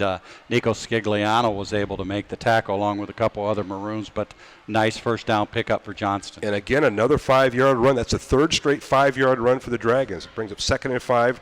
Johnston from their own 42. Dragons trailing 14-7 to Dowling. They give us the fullback, and he's driven down right at the 45-yard line for a 3-yard gain, and that's probably the shortest gain we've seen in this drive for the Dragons. That was Gosling going inside, and again, that was the inside veer read. He's reading the defensive tackle, and he gave the ball, and this will bring up 3rd and about 2, Mark. Johnson offensive line, Alex Ray, Nick Lucas, and Luke Gresh juniors, and then Hank Westermeyer and Thomas Dewson seniors. Ray's the senior, doing a good job. Now here's the give, and that's the second man through, and that's the tailback Gosling. He's stacked up. It may have fallen forward for a yard up to the 46-yard line, and it is for a gain of 1. Boy, he's getting an awful generous spot there because Ross Audie came up and put a shot on him, which sent him flying back. And I tell you, that's a generous spot, but he's still, it looks to be from where we are, Mark, about a foot short. It certainly does, and now Johnston's going to break the huddle, and I think they're going to take a timeout. So we'll keep it here. Or that is, I'm sorry, the end of the first quarter, believe it or not. It's the end of the first quarter with the score. Dowling 14, Johnston 7, along with Dave Marcouli and Mark Hamadale back after this 1-minute break here on the Iowa Catholic Radio Network and the Central Iowa Sports Network. The other guys, they think they know what special means. At Godfather's Pizza, we do special, and we do it better. We add the T. There's a Godfather specialty pizza with your name on it. Classic combo, all meat combo, hot stuff, taco, yeah, even veggie and more. All of them piled high with the best toppings and 100% real cheese. Treat yourself special. Order specialty pizzas from Godfather's Pizza. I think tires are one of the most important parts on a car, but you probably don't get very excited about tires. You're saying, Ron, they're tires. So I thought, will $100 get you excited? When you buy a set of Michelin or BF Goodrich tires, I'll give you a rebate worth $100 to go out to dinner or even buy a pair of shoes. And when you go out to spend your $100, you'll be riding on your brand new Michelin or BF Goodrich tires. So come to Westside Auto Pros and I'll give you a rebate worth one green picture of Ben Franklin. Are you excited now? And welcome back to Valley Stadium. And, hey, quarterback sneak on 4th down here, Dave Marcouli. And it is close as they went for it. Let's go down to the sideline with our Shield sideline report. We start the second quarter, and Brian Morris, a 4th and 1. And did Dowling hold? You know, guys, it is so close. The Dowling staff thinks they held, but it's too hard. I think they're going to bring out the measurement here, and we're gonna find out real soon. So listen for the crowd, Mike. All right, Brian, appreciate that. Brian Morris on our Shield sideline report. We start the second quarter. Dowling 14, Johnston 7. The Maroons ranked number 1 on the Central Iowa Sports Network poll, and Johnston at number 10 this week. And the officials are measuring, and Dowling holds. They're just shy of the first down. 2 Johnston, inches. Is it 2 inches? 2 inches at the most, and that may be giving them an inch. Wow, Mike Finn is our referee. Eric Kennedy, Myron Lynn, Dirk Royals, and Jason Fagan are our officials. And boy, a quarterback sneak, Dave, and the Maroon defense called that one, and they turn it over on downs, does Johnston, right in a pretty good spot at the Dowling, or checked at the Johnston 47-yard line. Well, Dowling brought in their goal line defense and filled those A gaps with their big men, and you're going to have a tough time picking up anything with those guys. So just underway here in the second quarter. Dowling offense on the field, and Kurt Walding in at quarterback for the first time tonight, as J.T. Brown has led Dowling on a couple of touchdowns. And Walding and quarterback Reed, and he keeps the football, and Kurt is stacked up as he got up to about the 46-yard line for a gain of 1. Well, that was his own read, and he wanted to go outside on that, but T.J. Palmy's man, or Alex Palmy's man, floated outside, so Palmy's taught go ahead and take him outside, and the quarterback, Walding, was unable to get outside, so I had to cut inside. All right, second down 9, Dowling from the Johnston 46. The Maroons holding on downs at the quarter break. And Kurt Walding in at quarterback. Kurt is 6'2", 210-pound senior. He's thrown for 5 touchdowns, and he's rushed for 5. And now the handoff and going nowhere is the Maroons. Good job and penetration by the Dragon defense that time, Dave Marcouli. Yeah, that's the guy he's reading, and if he bites down on the back like he did, he should be pulling the ball and running outside. No one was there, Mark, so he missed the read that time. Walding has thrown for 5 touchdowns and has rushed for 3, as 8 on the year, as does his counterpart, J.T. Brown. So it brings up 3rd and 12 Maroons. Back at the 49-yard line, loss of 3. Kurt back to throw. Walding fires in the middle, and he overthrew his tight end, and that was Stevie Sarcone at the 30-yard line, incomplete. It'll bring up 4th down for the Maroons from the 49-yard line of Johnston. Walding, that ball just sailed on him that time. He was looking for Sarcone over the middle, but was unable to complete the pass. Brings up a punting situation. And the Maroons look like they're going to punt. They're going to send Heeman in to punt. And Alec stand back at his own 37-yard line. And twin safeties back deep for the Johnston Dragons, and that one is Jaron Proctor, who returns the kickoffs. And I believe Gosling's the other. Here's Heeman's kick, high end over end kick. And will he get it out of bounds? And he gets it inside the 10, stays inside the numbers, and it's down inside the 10-yard line at the 9-yard line. Tremendous kick by Heeman. And I think he put a little backspin on that ball and pinned the Johnston offense back inside their 10. And with 10:32 remaining here in the second quarter, Dowling 14, Johnston 7. Dragons will have the football. Let's go down to our Shield sideline report from Brian Morris. You guys think about the last few games that Dowling has had with this rotating quarterback. Usually the quarterbacks both get to play in the first quarter, but with Johnston having a couple nice drives and keeping the Dowling offense off the field, Kurt Walling didn't get in until the second quarter, guys. So I think he came in and maybe he was just not as loose as he has been in the last few games. That's a good point, Brian. You know, got to get in rhythm of the game, and Kurt's going to take a couple. Now here's a pitch on first down for Johnston. T-Boy White gets outside the numbers. He's run out of bounds nicely by the Maroons. They had that well strung out, Dave Marcoulier, and he may have lost a yard back to the 8-yard line, as I think Jacob Schiedenhelm finally ran him out of bounds. Well, I think it's pretty obvious to the people watching and sitting here who has the quarterback. Ross Audie is really shooting through. When he reads options, he's going right after that quarterback, and he put another shot on him and forced the pitch, and Ross is really flying all over the field tonight. Play clock approaching 10 seconds. Dowling with a 14-7 lead just underway here in the second quarter. 10.5 minutes remaining. Mark Amadale, Dave Marcoulier here in the press box, and Brian Morris on the sideline. Wishbone formation, and quarterback Bacon back to throw now. Scrambles from the pocket, rolls to his right, and finally has to dump it off and throws it away at the Dowling sideline, incomplete, and the Maroons are wanting intentional grounding, but he was outside the pocket and nearly out of bounds. And now that Mike Vint does throw the flag. I'm not sure how that works with high school here, but the pass is incomplete.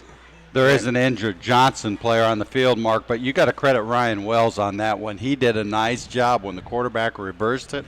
Ryan Wells saw it and held contain on that. And, Brian, we're going to have a penalty on the play. Yeah, I think the back judge there or wherever the position, he could see, and the quarterback threw it. There was a Johnston player within 20 yards, guys. So I think it just took a little bit of time for them to process, but I was standing right by that play. Nobody was around from Johnston. All right, we got a stoppage in play as Dowling will accept the penalty, and they'll move it down back to the 1-yard line is where Johnston will have it, but they're tending to the injured player. And we want to mention at halftime we're going to have some folks from the Dowling Pancake Breakfast. So if you're watching us on the webcast, you'll see Kim Dar and Jennifer Kelly and I visit about the Dowling Pancake Breakfast coming up on October 25th. That's Sunday, October 25th at the Iowa State Fairgrounds. And we'll also talk Catholic Football League with Dan Huffam and Scott Plug, the executives on the route. That's Nick Lucas, the left guard who was shaken up for Johnston.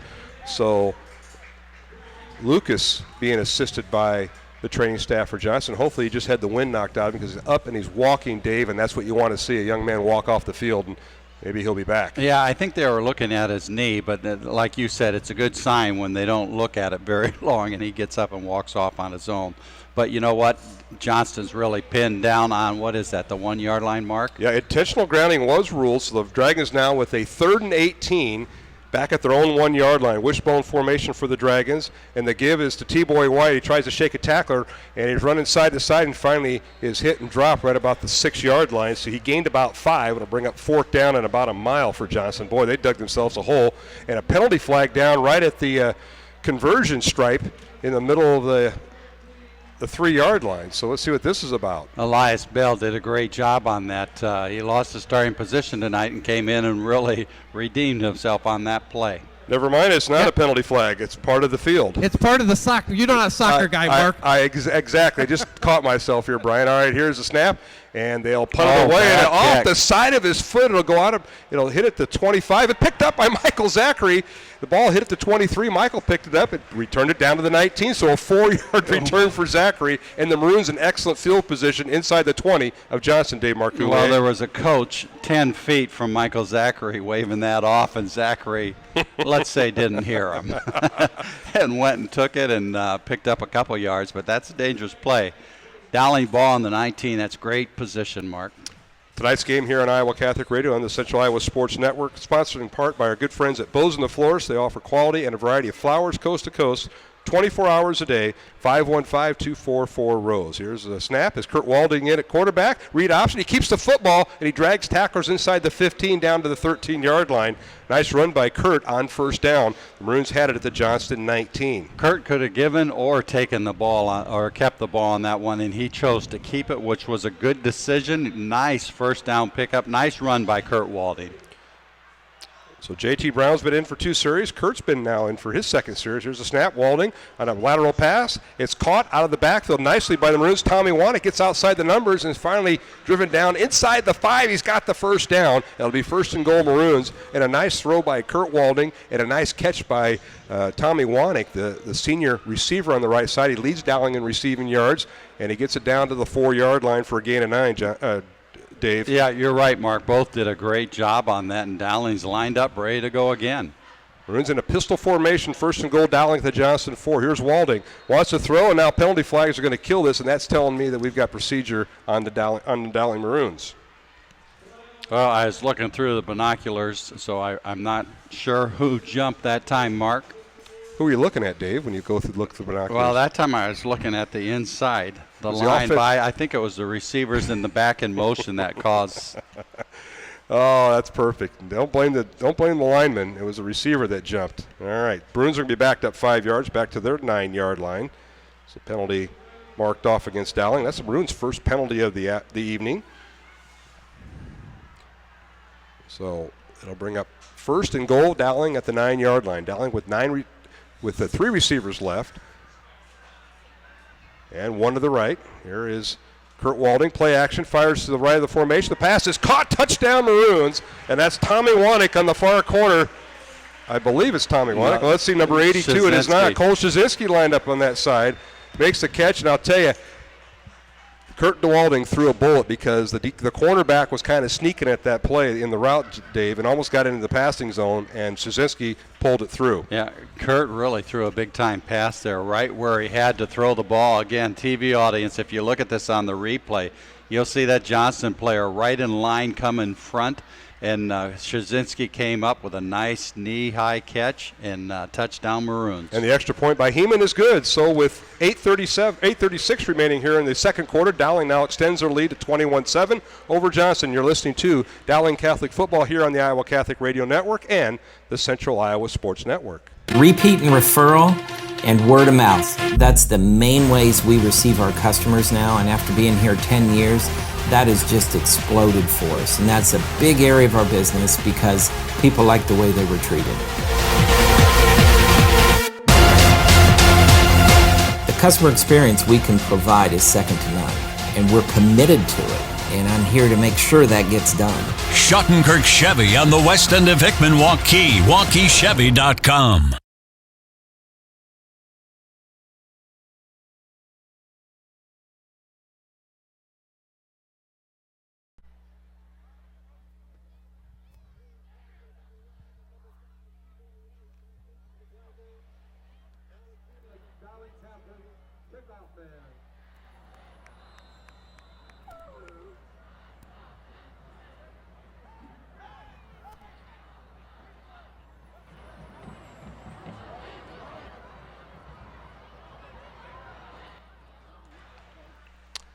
And we're back here at Valley Stadium. Mark Amadale, Dave Marcoulé, Brian Morris. Here's a kickoff by the Maroons. It goes in the end zone, touchback. Heeman boots another one as Dowling leads 21-7. Cole Shazinski on a 9-yard pass from quarterback Kurt Walding gives Dowling a 2-touchdown lead. Let's go down to our Shields sideline reporter. That's Brian Morris on the Dowling sideline tonight. Brian, take it away. Guys, Johnston comes out, and they have number 13, Anthony Coleman, who's just a freshman, only 5'8", 145, and that's the third time Shazinski's been matched up with him one-on-one, and I think Dowling's definitely taken advantage of not only the height advantage, but just the experience. And Cole did just a nice little curl out and caught the ball and scored the touchdown on the freshman. He certainly did. And DowlingWebcasting.com is brought to you by Greater Des Moines Catholic Football League. The Greater Des Moines Catholic Football League practices heads-up safety league-wide at www.dmcatholicfootball.com. First down, Johnston. Back to throw is quarterback Jared Bacon, and the pass is underthrown, incomplete to Carl Rasmussen.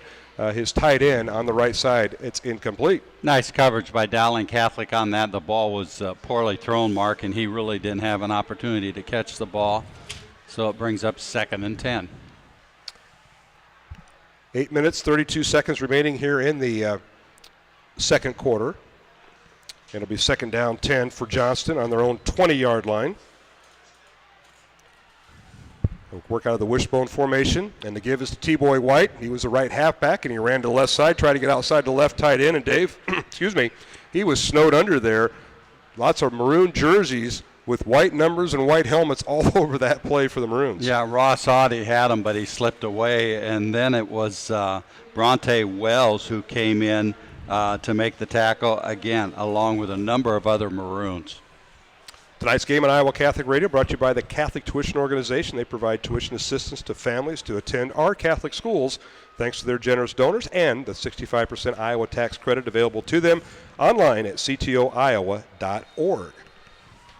3rd down 9 now for the Dragons, and Johnston wants a timeout. So with 7:51 remaining here in the second quarter, our score is 21-7. Let's go down to our Shield sideline reporter as we keep it here during this timeout. Let's go down to Brian Morris with an update. You know, guys, I was just counting in my head. I think 6 different receivers have caught the ball tonight, including running backs and our tight ends. So it is so hard to defend. We talked about this in pregame a little bit.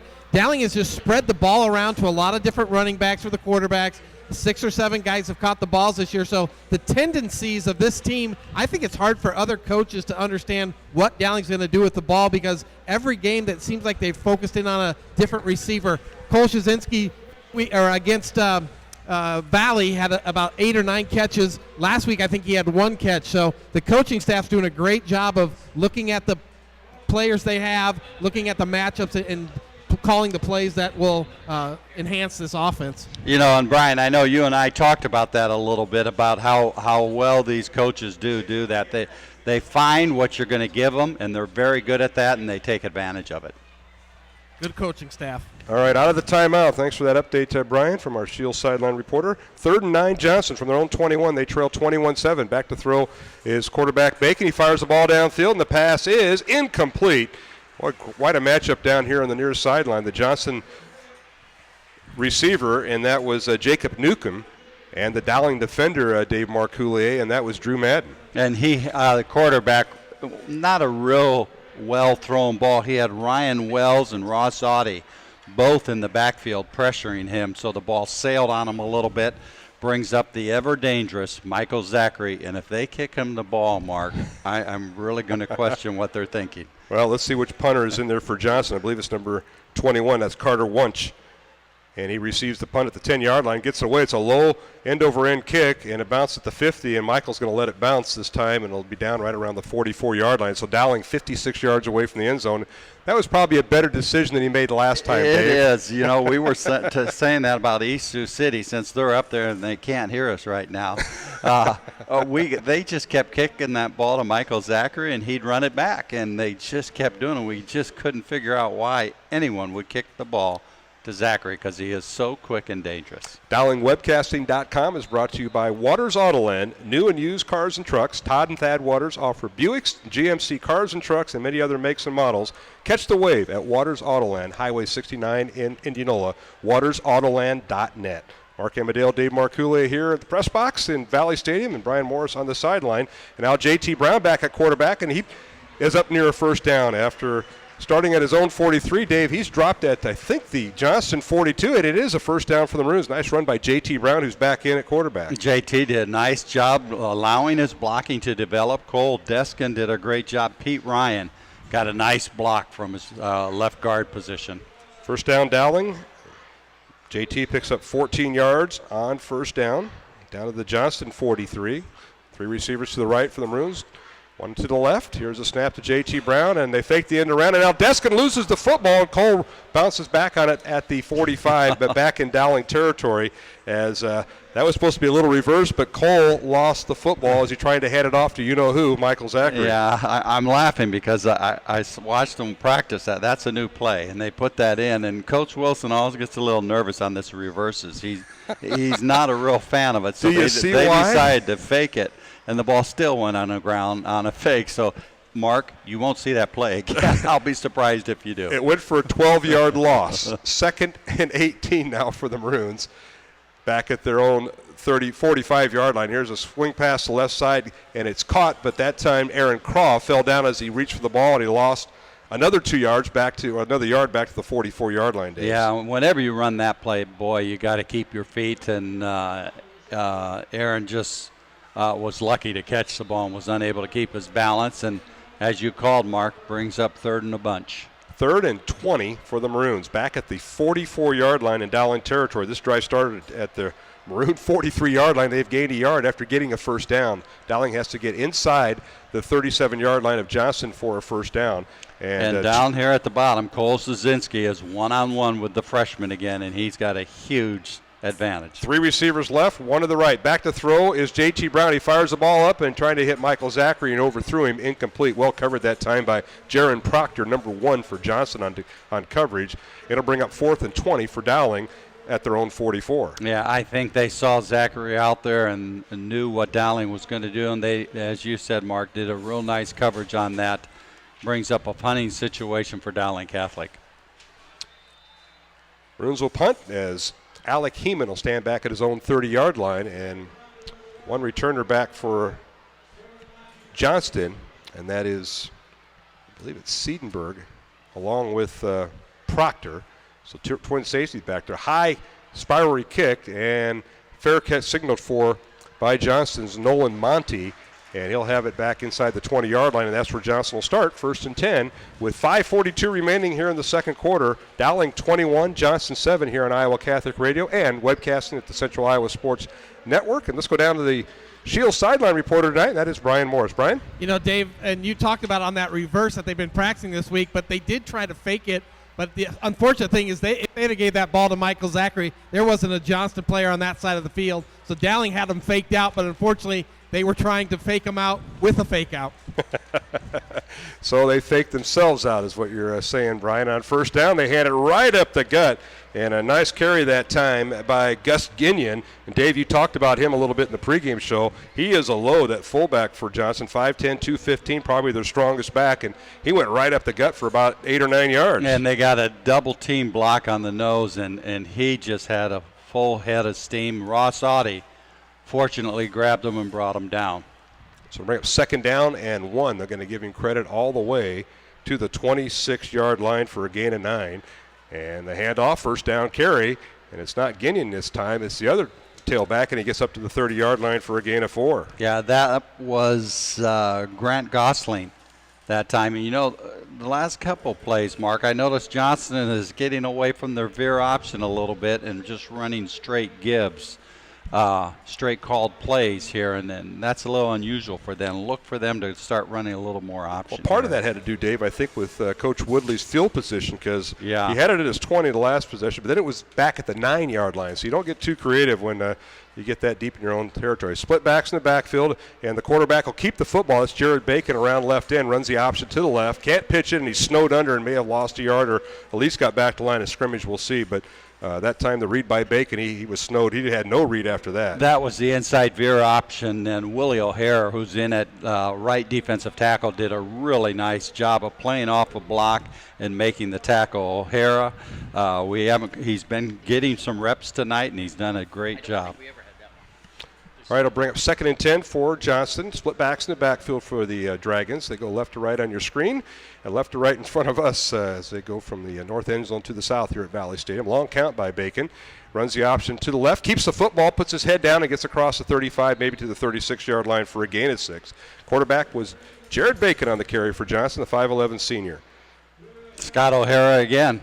Willie O'Hara. Is that his dad, Scott? No, Scott's an uncle. Oh, is he? Yeah. I played with Scott. Yeah. Scott was a quarterback. I'm dating myself there, but Willie O'Hara did a great job on the tackle. Oh, my goodness, it's all coming out tonight. 3rd and 4 now for Johnston from their own 36. Split backs in the backfield, 2 receivers right. They run the option left, and it's a loose football, but jumping right back to the ball carrier for a loss in the play. Johnston retrieves the football is the tailback that time, and that was Gus Ginion, the fullback. And Ginion ran into a brick wall, and that brick wall was John Wagner. Wagner was holding his position inside there, coming in hard, and the fullback just absolutely bounced off him, Mark, and dropped the ball. So a loss and a play back to the 33-yard line, loss of 3 by Ginion. And so the punting unit in for Johnston, and now they get it away, and punting it away is Carter Wunsch, and it's fielded by Zachary at the 33-yard line. Does a little dance. It's outside the 40, still on his feet, and finally leveled at about the 46-yard line. Boy, is he exciting on the return, and Johnston had him corralled that time, Dave. Yeah, I know our TV audience can see that play on what happened. That ball's bouncing all over the place, and that does not mean it's dead when you play Dowling, or the returner is not going to. Zachary's going to pick up anything he can get to, so beware. All right, our Dowling Catholic High School football broadcasts are brought to you with the support of Construction Professionals. Construction Professionals, they work with you to transform a house into your home online at cpcustomhomes.com. Along with Dave Marcoullier, Mark Amadeo, Brian Morris on the sidelines tonight. Dowling leading 21-7, 2:47 remaining here in the second quarter. JT Brown in at quarterback. They give us to Jacob Zachary, and he struggles to get to midfield. May have got about 3 yards up to the 49-yard line, where it will be second down 7 for the Maroons on their own 49. He wanted to go outside a little bit, back over by Peter Dank, but he cut it back a little bit, saw an opening there, picked up about 3 yards, Mark. All right, the Maroons split out 3 receivers to the right, 1 to the left. Shotgun formation. There's J.T. Brown at quarterback, fires the ball out. The pass is intercepted.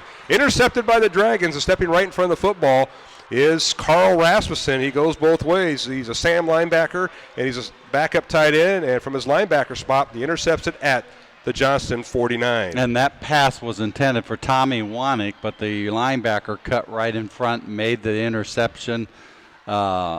Mistake by Dowling gives Johnston pretty good field position at their 49-yard line.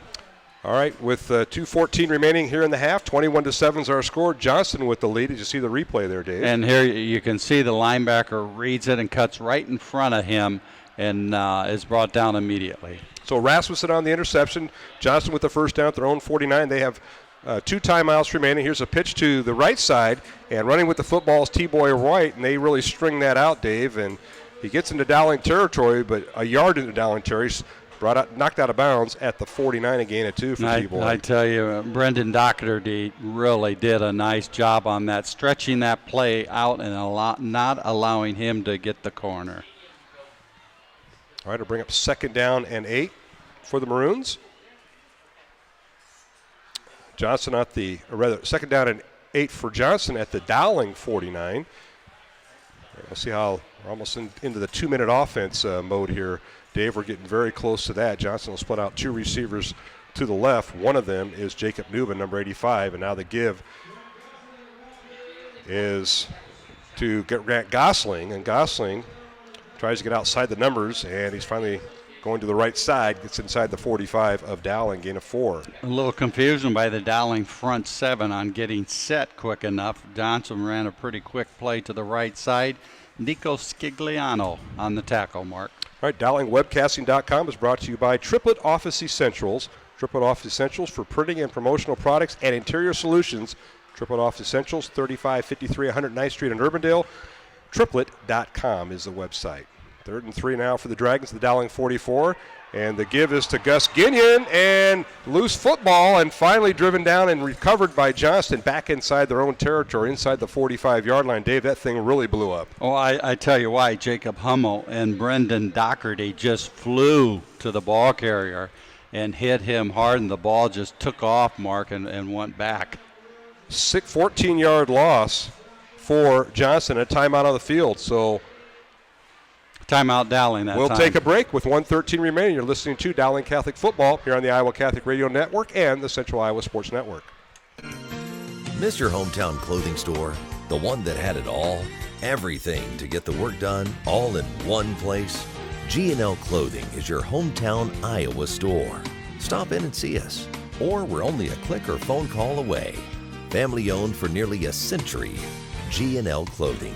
1801 Ingersoll, Des Moines. G&L Clothing, your size, your style, we've got it all. At Mid-American Energy, part of putting power in your hands is helping to keep families safe. That's why Mid-American provides free educational safety programs to schools, asks you to call 811 before you dig, have annual furnace inspections, and be aware of hazards at home. Mid-American Energy safely delivers electricity and natural gas to us in good times and stormy ones. That's Mid-American Energy. And we're back here at Valley Stadium, and here's the punt by Johnston as Carter Wunsch punched it away. Michael Zachary at the 17-yard line. Gets outside the numbers 30, 35, 40. Still on his feet, 45. Spins around at midfield, still on his feet, and finally gang tackled inside the 45-yard line of Johnston. My, oh my, Dave Marcouli, is he exciting. An over 30-yard return on the play for Michael Zachary, and great field position for the Maroons with 57 seconds remaining in the half. You know, the first man that had an opportunity to tackle him, he put a fake on him. If the TV audience will watch, back right there, he just completely left him standing.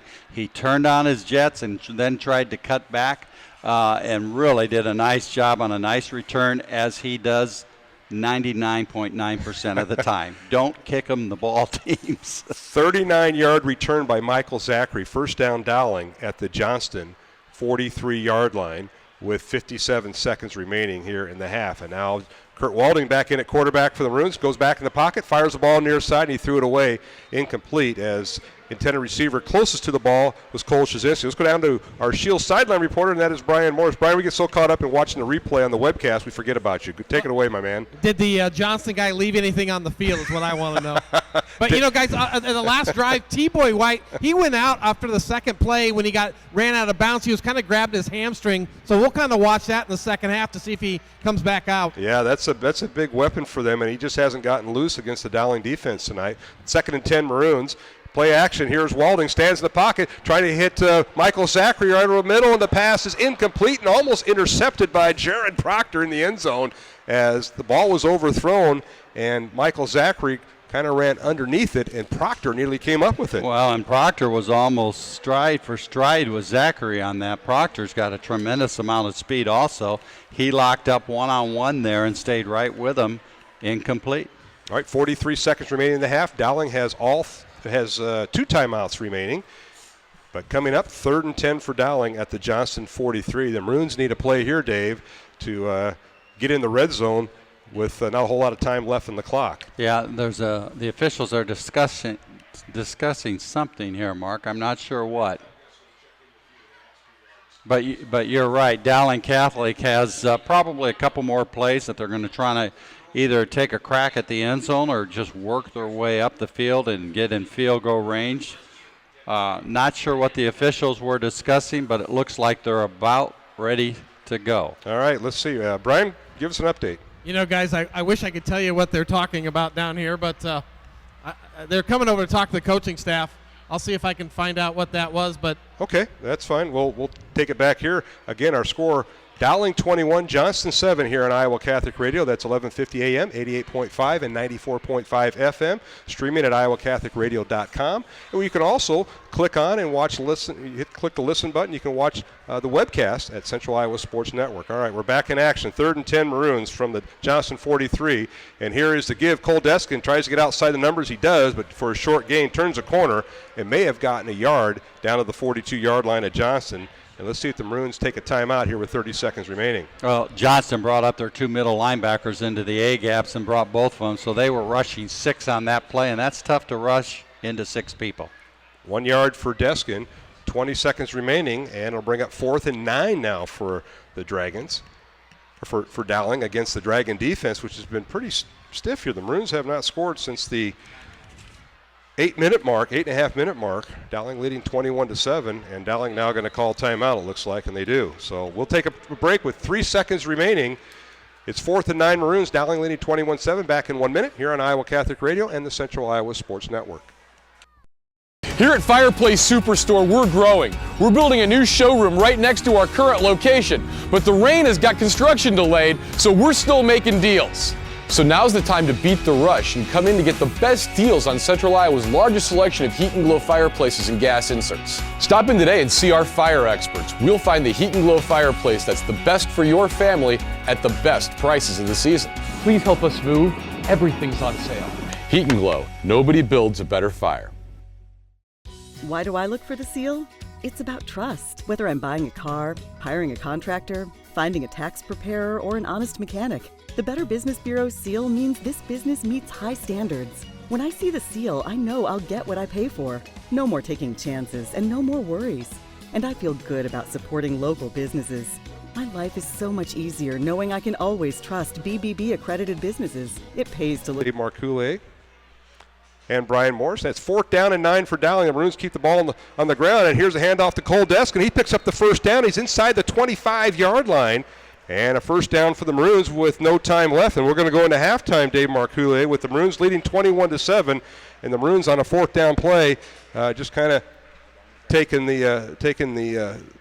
just going out of bounds, playing it safe. Let's go down to the Dowling sideline, our Shield sideline report to Tom Wilson, who's down on the Dowling sideline with Brian Morris. Coach, a good first half here by both teams. Top 10 matchup. What out of the offense? It looked like you guys spread again the ball around. 7 different guys caught the ball tonight. Well, we're just trying to do what they give us, and we're going to continue to try to do that. We've done some great things, and we scuffle a little bit. We just got regroup, and we get the ball in the first and the second half and see what we can do. Michael Zachary being a punt returner causes so much angst. It causes the team to punt differently. What does that mean to this team? Oh, it's huge. They're not going to kick to him. They'd be crazy to, and hopefully he can just give us field positions with his presence. On defense, Coach, only looks like one missed tackle, and the quarterback went for a touchdown. But other than that, the Maroons have handled this Veer offense fairly well. They've done well. It looks like T-Boy White, he doesn't look like he's 100%. They've done a pretty good job with that. I think our kids got used to it and then buckled down and did fairly well about midway through the first quarter. All right, Coach, good luck in the second half. Thank you. All right, Brian Morris with head coach Tom Wilson. Dowling leading at halftime by the score of 21-7 over the Johnston Dragons. Number 1 versus number 10 here at Valley Stadium. We're going to take a break. We come back with our halftime guests. We're going to talk pancakes and Greater Des Moines Catholic football when we return here on Iowa Catholic Radio and the Central Iowa Sports Network. The other guys, they think they know what special means. At Godfather's Pizza, we do special, and we do it better. We add the T. There's a Godfather specialty pizza with your name on it. Classic combo, all meat combo, hot stuff, taco, yeah, even veggie and more. All of them piled high with the best toppings and 100% real cheese. Treat yourself special. Order specialty pizzas from Godfather's Pizza. I think tires are one of the most important parts on a car, but you probably don't get very excited about tires. You're saying, Ron, they're tires. So I thought, will $100 get you excited? When you buy a set of Michelin or BF Goodrich tires, I'll give you a rebate worth $100 to go out to dinner or even buy a pair of shoes. And when you go out to spend your $100, you'll be riding on your brand new Michelin or BF Goodrich tires. So come to Westside Auto Pros and I'll give you a rebate worth one green picture of Ben Franklin. Are you excited now? Repeat and referral and word of mouth. That's the main ways we receive our customers now, and after being here 10 years, that has just exploded for us. And that's a big area of our business because people like the way they were treated. The customer experience we can provide is second to none, and we're committed to it. And I'm here to make sure that gets done. Schottenkirk Chevy on the west end of Hickman, Waukee. WaukeeChevy.com. Save big at Schottenkirk Chevrolet in Waukee. New Chevy Malibu 1LT. Power price. $89 per month. Yes, $89 per month in Waukee. During Truck Month, get 25% off select new Silverado crew cabs. Select Silverados also come with 0% for 60 months. Plus, you keep the $4,000 rebate. New Silverado Double Cab 4x4 LT. Power price. $189 per month. Help us raise 10,000 pounds of food for the Waukee Food Pantry in September. Schottenkirk Chevy on the west end of Hickman, Waukee. And welcome back to halftime here at Valley Stadium. Mark Hamadale here at halftime. Dowling leading Johnston 21-7 in a top 10 matchup. Joined here at halftime, we're going to talk pancakes. To my right, I have Jennifer Kelly, and to my left, Kim Darr. They are the co-chairs for the Dowling Catholic Pancake Breakfast. 54 years, Jennifer Kelly. Hard to believe. I remember it started at the Beanery at the old Dowling. And I am an alum of Dowling, so I also had the chance to go as a child I got to work in high school, and now I'm getting to run it. So it's pretty exciting. Well, it went from the Beanery at the old Dowling to Vets Auditorium, and now Kim Dar, it is now at the Varied Industry Building at the Iowa State Fairgrounds. Does that place hold enough? Oh my gosh, yes. There's more space than we need. There's lots of space. There's room for everyone to stay and spend as much time as they would like. And there's always extra tables in case you're done eating and you just want to go over and visit with friends. Well, it's all on one level. A lot of it's paid and paved indoors. But you know what? This is an event that, what does it benefit at Dowling? And first of all, before that, how do you get tickets? Who's got tickets for this event? The students are selling tickets, and if you don't find a student to sell tickets, you can always call Dowling. Parents will probably hook you up too. You can call Dowling; they'll hook you up with in the president's office or the guild office, and we also sell tickets that day, right at the breakfast. So 515-222-1029 is a number that I have, or any Dowling Catholic student. And Kim Dar, what is this? What is a fundraiser for? We have this every year. Is it just a reunion, or is this a fundraiser? Because I thought it was. I kind of think it was like a reunion sometimes. It is a fundraiser, and it benefits the Catholic education at Dowling Catholic High School, and it kind of funds everything that teachers would need, projects, extra things. We raise quite a bit of money, and I think they use every dime of it. Well, it's been a tremendous fundraiser. I know the classes all get involved, class events, freshman, sophomore, junior, senior. You used to have the old skip day if you sold enough, but I think that's kind of been out the door. But I have to ask you, Jennifer, what do we expect at the Dowling Pancake Breakfast? What kind of entertainment? Who can be there? Is Pancake Man still going to make an appearance? Pancake Man will still be there. Yep, he's there. We also have a gentleman who comes and makes balloon animals and stuff for the kids. Middle school band and high school band, those kids are there to play.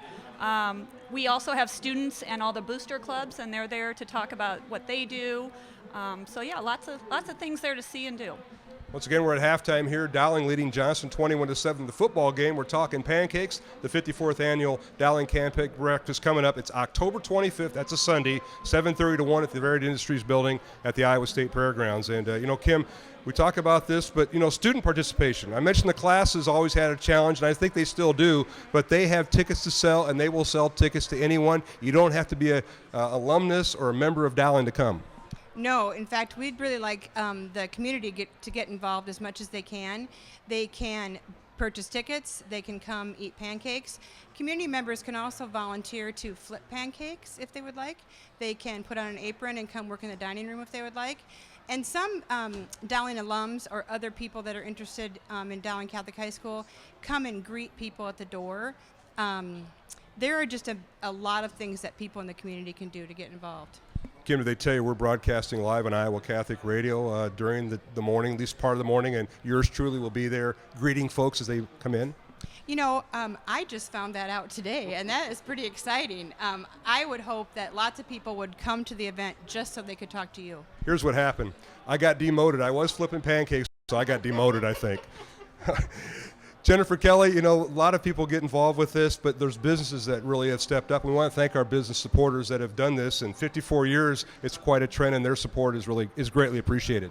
We have some supporters that help us every year. We have donors. We have wonderful vendors that we work with. The fairgrounds is fabulous to work with now.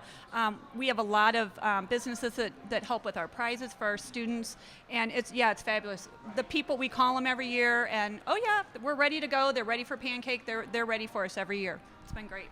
Again, it's the 54th annual Dowling Pancake Breakfast, October 25th. That's a Sunday from 7:30 to 1 at the Varied Industries Building. And Kim, Jennifer, did I miss anything in here? Fill in the blanks here in our final minute. Well, one thing that we were talking about was student involvement. The kids this year have really stepped it up with their social media, and they have a Twitter campaign called hashtag DCHS Pancake Politics. And every week, they have a different poll, like what's your favorite pancake topping, or where's your favorite place to eat pancakes, those kinds of things, and kids can win prizes if they make a tweet. A tweet. They're doing that tonight, I think, during the football game. Now, Jennifer Kelly, I know you're a teacher at Holy Trinity, and I'm sorry my brother is your boss, Father Michael Amadale, the Bishop of Beaverdale, but You want to give a shout out to anyone over there at Holy Trinity? All the students at Holy Trinity and the faculty that I work with are fabulous, and that's why I do this and support Catholic education. And I love Holy Trinity and Dowling and all the Catholic schools. They're fabulous. Ladies, thanks for joining me here at halftime. We're going to turn over here to the Greater Des Moines Catholic football guys here after this timeout. But best of luck at the pancake breakfast. Thanks for being up here. And again, it's Sunday, October 25th, Varied Industries Building on the Iowa State Fairgrounds, 7:30 until 1. Get your tickets from any Dowling student or call 515-222-1029. Mark Amadale from Valley Stadium, halftime. Dowling leading Johnston 21-7. We come back. We're going to talk Greater Des Moines Catholic League football after this timeout here on Iowa Catholic Radio and the Central Iowa Sports Network. Miss your hometown clothing store? The one that had it all? Everything to get the work done, all in one place? G&L Clothing is your hometown Iowa store. Stop in and see us. Or we're only a click or phone call away. Family owned for nearly a century. G&L Clothing, 1801 Ingersoll, Des Moines. G&L Clothing, your size, your style, we've got it all. At Mid-American Energy, part of putting power in your hands is helping to keep families safe. That's why Mid-American provides free educational safety programs to schools, asks you to call 811 before you dig, have annual furnace inspections, and be aware of hazards at home. Mid-American Energy safely delivers electricity and natural gas to us in good times and stormy ones. That's Mid-American Energy. Here at Fireplace Superstore, we're growing. We're building a new showroom right next to our current location, but the rain has got construction delayed, so we're still making deals. So now's the time to beat the rush and come in to get the best deals on Central Iowa's largest selection of heat and glow fireplaces and gas inserts. Stop in today and see our fire experts. We'll find the heat and glow fireplace that's the best for your family at the best prices of the season. Please help us move. Everything's on sale. Heat and Glow. Nobody builds a better fire. Why do I look for the seal? It's about trust. Whether I'm buying a car, hiring a contractor, finding a tax preparer, or an honest mechanic, the Better Business Bureau's seal means this business meets high standards. When I see the seal, I know I'll get what I pay for. No more taking chances and no more worries. And I feel good about supporting local businesses.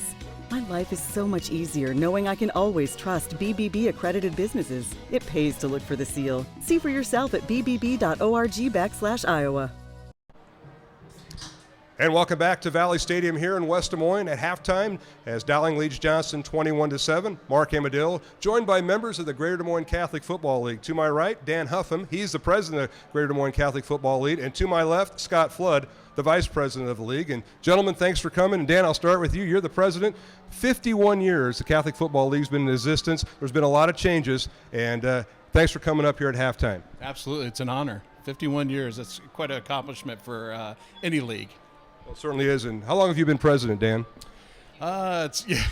Feels like 51 years. Let's talk about pancakes. It'll be 8 years. This will be 8th season. Well, I know in our pregame show tonight, Coach Wilson, Tom Wilson, the head football coach at Dowling, really paid tribute to not only you and Scott and the whole board, a job they do because there's decisions to be made. I know this, back in the day it was the Packers, the Bears, it's still there, but now it's under Dowling, and I think some things have changed, and it's all for the good because those youngsters are all part of Dowling, but before they were kind of south side, west side, north side, and now it's under Dowling's domain. It is, and so we still start them off in our flag programs. They're still the Packers, the Bears, the Chiefs, the Chargers, the Cardinals, Dolphins, Raiders, So what we've just started this year is in the 5th through 7th grade, we're actually playing as Dowling Catholic, and then the programs are black, silver, white, and maroon. So it really kind of gives them that Dowling identity, especially with some of our play in the Mid-Iowa Youth Football League. Those other teams that they're playing from Waukee and the other surrounding communities are all playing as, Rams and Tigers. So it's nice to have this kind of new tradition start with the kids. Scott Flood, that you talk about the Catholic Football League, now part of the Mid-Iowa Youth Football Program, and I know there's several levels to that, but this is a premier youth football league you can play in, and basically the Catholic Football League, they accept people from all over Central Iowa. We definitely do. Public school kids, parochial school kids are all welcome to play in the Catholic Football League.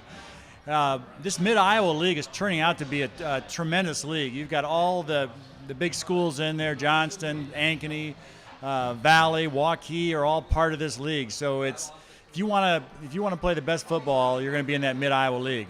And Scott, I'll ask you because I know you've coached at the high school level, but you went back down and coached at the youth level, and I know you really enjoy that. And Coach Wilson really appreciates that because you've been at both, but teaching the game at a very young level, you need probably your best coaches, and that's what's going on right now in the Catholic Football League. Well, I am. I'm still coaching at the 7th grade level and love it, but we have great resources with the Dowling coaching staff makes themselves available to us. They'll hold clinics.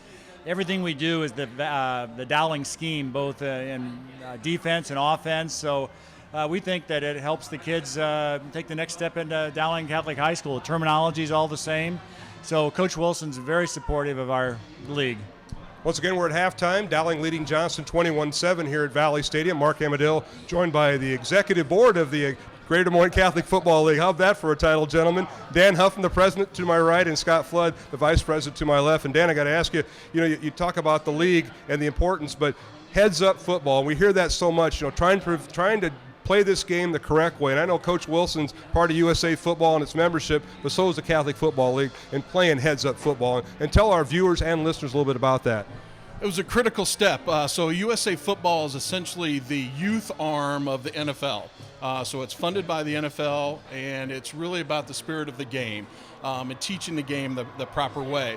So this year, actually, I heads into to this process that all of our tackle coaches go through an online certification process, attend a clinic. We have a player safety coach that is over the overall structure of this, but it just ensures consistency in teaching the kids a proper way. So there's disciplines of the coaches knowing the hydration, tackling, blocking, equipment fitting, all those functions that come a part of it. So it enables us to have that consistency where, again, we've got kids practicing all over central Iowa. It makes me feel a lot better, and I think of many of the parents to know that while they're off practicing, they've got that fundamental to make sure that they're doing it right. And it's a great transition to when they step on the doorsteps at Dowling Catholic, they're doing all the same technology or terminology and techniques and everything that way. Scott Flood, you look at the numbers, and right now there's just under 600 members in the Catholic Football League, over 300 in flag and 288 in tackle, and those are tremendous numbers. I know as parents, as having young kids, middle school, elementary school kids, you're worried about the concussions, getting hurt in football, but those are pretty good numbers knowing the safety that's involved and all the coaches that are out there practicing the safety along with the fundamentals. Yeah, I think we have taken a lot of good steps to make the game more safe, and our numbers have stabilized. The techniques that Dan talked about do help. So we think football is here to stay, and the concussion, we'll deal with that, and I think we'll be able to overcome it. I would like to say, recognize one thing, who's Greg Goley, my fellow head coach and also board member, and he started this webcasting, so I just want to say hi to Greg, and he does a lot for the league and has done a lot for the league too. So hi, Greg.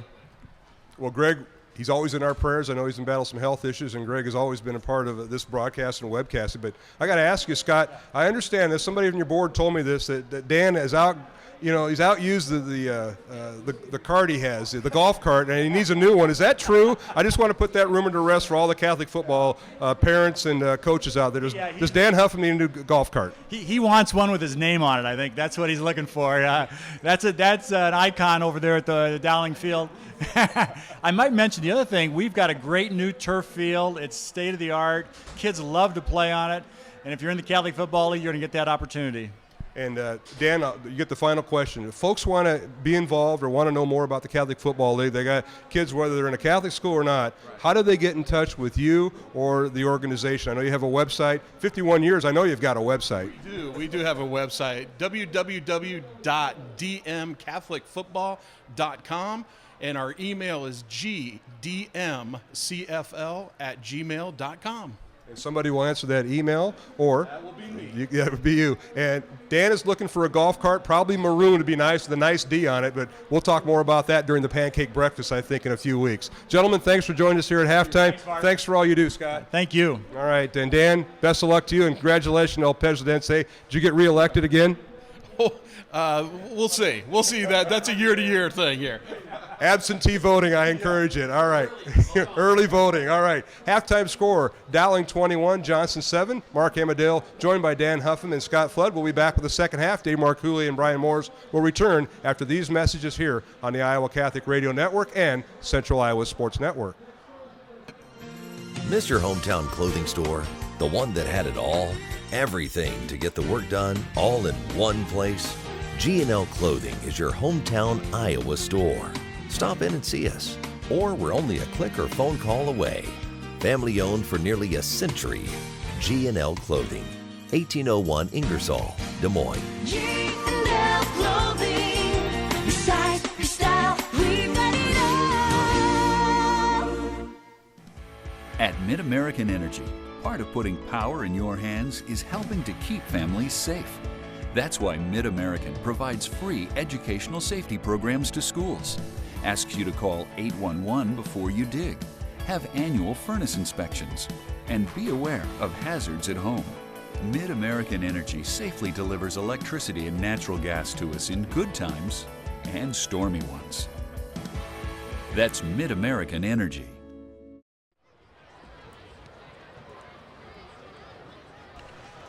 And welcome back to Valley Stadium here in West Des Moines. Mark Amadale along with Dave Marcooley, Brian Morris as we get set for the second half. Dowling leading 21-7 here at halftime as I think mics and stuff are falling out the window. Dave Marcooley, be careful of that, would you please? And my goodness, that's our lifeline. Let's recap scoring in this first half as I think Kurt Zimmerman's trying to dial up the statistics. Dowling got on the board first in the first quarter with 7:49 remaining. Michael Zachary on a 36-yard touchdown pass from quarterback J.T. Brown gave Dowling a 7-0 lead, capping off a 9-play, 65-yard drive. And then with 5:50 left to play in the first quarter, Johnston tied the score with Jared Bacon on a 48-yard run, and the extra point was good, and all of a sudden it's tied at 7 with Johnston capitalizing on a 5-play, 65-yard drive. And then at the end of the first quarter, Jake Zachary on a 21-yard run for Dowling gave the Maroons a 14-7 lead, capping off an 8-play, 70-yard drive. And then in the second quarter, Cole Shazinski caught a 9-yard touchdown pass from quarterback Kurt Walding, and the Maroons lead 21-7. Capping off a 4-play, 19-yard drive. So that's a look at the scoring in the first half. Dave Marcooley, I know you got your fill after I was doing all the work at halftime interviewing pancake breakfast folks and Catholic Football League folks, and I'm sure you've had a complete meal with dessert. No, actually, Mark, I went out and watched the band, and I got to congratulate Steve Holland and Nick Hoover on an outstanding job. That is a good marching band, and it's one of the few times I actually get to stand and watch them, and they do a great job. Really do. All right, let's go for our first report from the sidelines, our Shields sideline report, and that's where Brian Morris is at here in the second half. Brian, take it away. What do you got to report? You know, guys, what I got to report is we haven't talked about the golf team, their first day at the state tournament. That's right. The Maroons are in second place, just down 4 shots to Waukee. Dowling's led by my man, Hank Warish, the junior golfer and president of the junior class. Great guy, but all the Dowling Maroon golfers are all in about the top 20, so they have a good shot at it tomorrow. And the second point, Mark, is the cow you interviewed earlier on the webcast is down here cheering with the cheerleaders.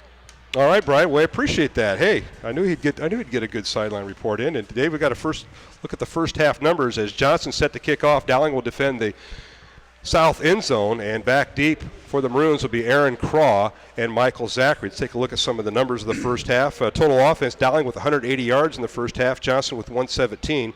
Maroons were 11 of 17 passing for 2 touchdowns and an interception, and Johnston was 0 for 5 passing and no yards in the first half. Rushing yards, Dowling with 71 yards on the ground, Johnston with 117 yards on the ground. And receiving, the Maroons with 109 yards receiving, Johnston with none. Penalties, both teams with 1 penalty for 5 yards. So a pretty well-played game in the first half. And now Johnston set to kick off, and they do, as kicking it away is Drew Singbush.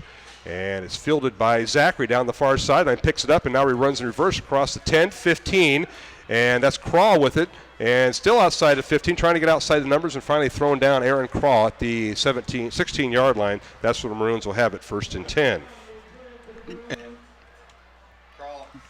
Kroll and Zachary are in the backfield returning there, and they switch positions a little bit there, Mark. I noticed they've been doing that. At the last minute. I know they've been doing that. First downs, Dowling with 10 first downs in the first half, Johnston with 4.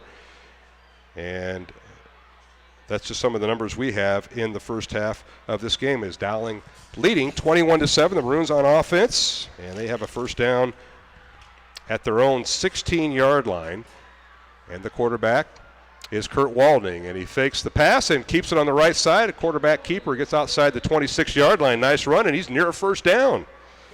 Boy, Mark, I have got to talk about that Dowling offensive line. That play, Pete Ryan, Matthew Bates, Zach Ross, Alex Palmy just completely destroyed the Johnston defensive front there and allowed that pickup to be made. Nice job. And Walding sold it himself. He had a few receivers to his left, and he looked like he wanted to throw left, a little lateral pass down the left sideline. He kept it and went outside to right. Now here's a play action. Walding in the pocket, and he's going to be brought down back at the 22-yard line. He'll lose 4 yards as things broke down. And a nice job by the Johnston defense. They had everyone well covered, including the defensive back who's checking out right now, Nolan Monty. Yeah, the defensive tackle for Johnston didn't go for that little pump fake, and he came inside and was able to tackle Walding for a loss. Line of scrimmage now back to the 23-yard line, so a loss of 3 on the play by Walding. It'll bring up 2nd and 13 Maroons with 2 receivers left. Walding throws right, and the pass is caught. Outside the numbers is Wanek, and Tommy with the catch, and he gets some of those negative yards back, and they're going to spot him out of bounds right about the 30-yard line for a gain of 7. And Dowling runs that play a lot. That's a nice, safe play for them to pick up 5, 6, 7 yards. As I said, they run it a lot. It's a good play for Dowling Catholic.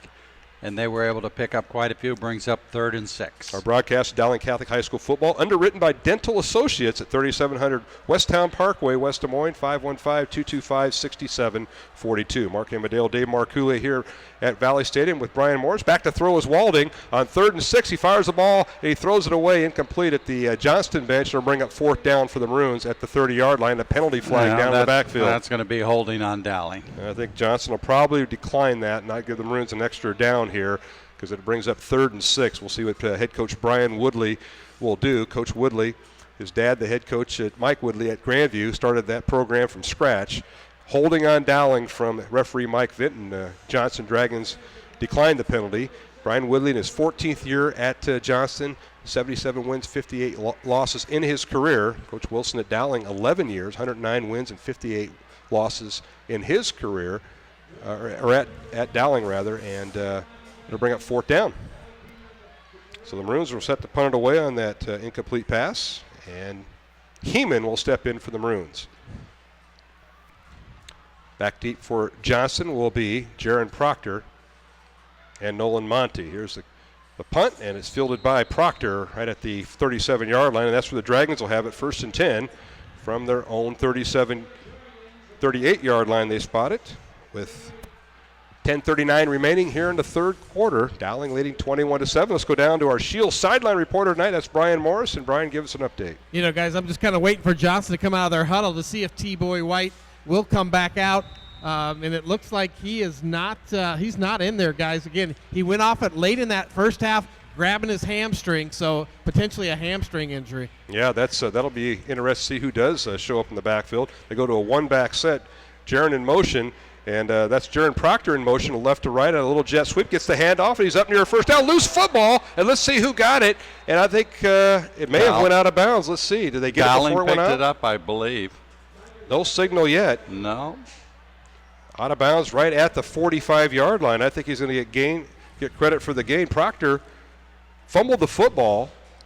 From here, it looked like Bronte Wells had the ball, but evidently he didn't. It was clear on the other side of the field, so it was hard to see. 7-yard run for Proctor. Brian, can you give us an update? Yeah, no, that ball did squirt out of there, but as you guys mentioned earlier, Proctor has some speed. He stayed up with Michael Zachary, but maybe that's one of the reasons he doesn't carry. The first time he's carried tonight, he kind of puts the ball on the carpet. Yeah, Proctor known for his defensive prowess, but ends up 2nd down now for Johnston. 2nd and 3 at a 7-yard run for Proctor with a fumble involved. Offset I formation by the Dragons. The give is to the fullback, and he's hit the line of scrimmage trying to bowl forward, and that is Gus Ginion, and no gain, maybe a yard up to the 46-yard line. Good job by the interior line of Dowling there, Dave Marcoulier. Yeah, I tell you, Ginion keeps his feet moving nicely, though, and they had a tough time bringing him down, but fortunately, Ginion was running east and west instead of north and south. Yeah, good point. He's trying to go right through the Johnston offensive line. Alex Ray, Nick Lucas, Luke Gresh, the center, Hank Westemeyer, the right guard, and Thomas Dewson, the right tackle. Play clock down to 10. Johnston breaks a huddle. They're going to split Proctor wide to the right of the formation. Under center is Jared Bacon, split backs in the backfield. They run the option to the left. Bacon will keep the football, and he's snowed under right at the line of scrimmage. Can't turn the corner to go upfield, and he can't pitch the football to give it to his tailback, Dave. And, you know, a number of Maroons were in on that play, but I think you really have to give credit to Spencer Pearson. He was able to get a hand on him first and spin him around and allow all the other Maroons to come up. Spencer really knocked him off course on that play. 9 minutes, 20 seconds remaining here in the third quarter. It's 4th and 3 for Johnston. Dowling leading 21-7 here on Iowa Catholic Radio, 1150 AM, 88.5 FM, and 94.5 FM. 3 radio stations to pick up the game on. We're also streaming at iowacatholicradio.com. And if you go to the tune in icon, you can listen or watch the game on the Central Iowa Sports Network. Here's the punt by Johnston, and it's a short punt, and it's still rolling. Going to be down right inside the 25, down to the 22-yard line, where the Maroons will take over 1st and 10, Dowling on their own 22 with 8:52 remaining here in the third quarter. Let's go down to the Dowling sideline with the Maroons leading 21-7 to see if Dowling's offense can get started here. Brian Morse. Yeah, that first series, they were just a little bit out of sync, but back to the defense, guys. Steven Johnson playing nose guard. He's causing a lot of havoc in there. He's just creating that pile, and 2 of those plays last series for Johnston, there was nowhere for the running backs to go, and they had to try to pop it outside, and by the time they do that, the linebackers are there just to clean it up. All right, first down Maroons as Dowling with their J.T. Brown's unit in there right now. J.T. Brown at quarterback. Where's number 8? He's got Jacob Zachary in the backfield.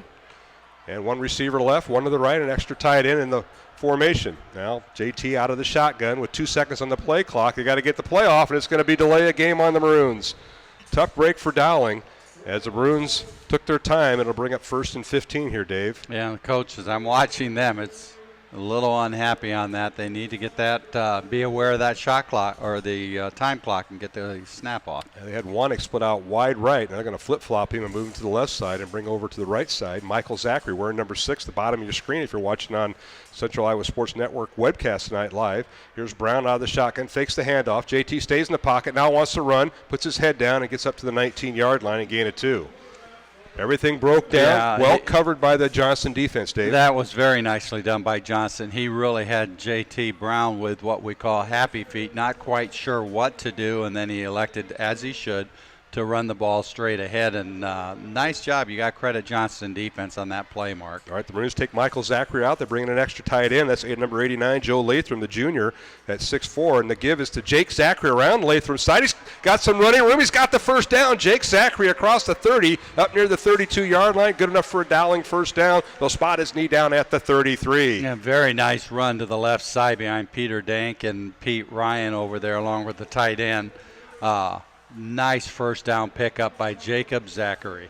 13-yard run and a Dowling first down. 8:13 remaining here in the third quarter. Dowling leading Johnston 21-7. The Maroons ranked number 1 and the 2-time defending champs in Class 4A. Johnston comes in at number 10 on the Central Iowa Sports Network weekly top 5 done by Tony and Senni. Now J.T. Brown on a draw play, quarterback draw, and he gets up to the 35 before he stacked up and dropped.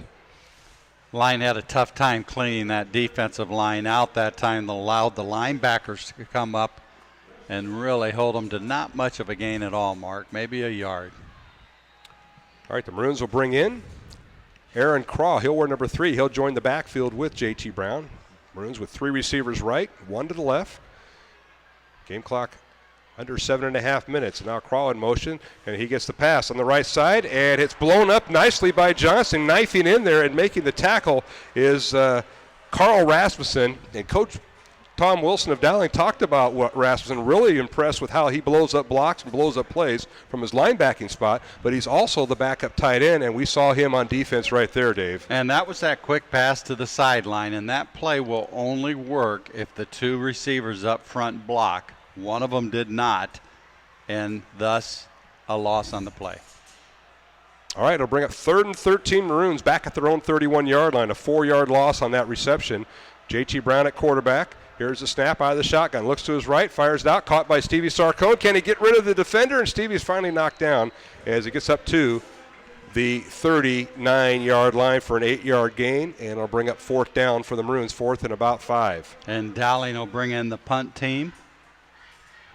Nice defensive job by Johnston that series, Mark. Yeah, the Johnston defense doing very well throughout the night, and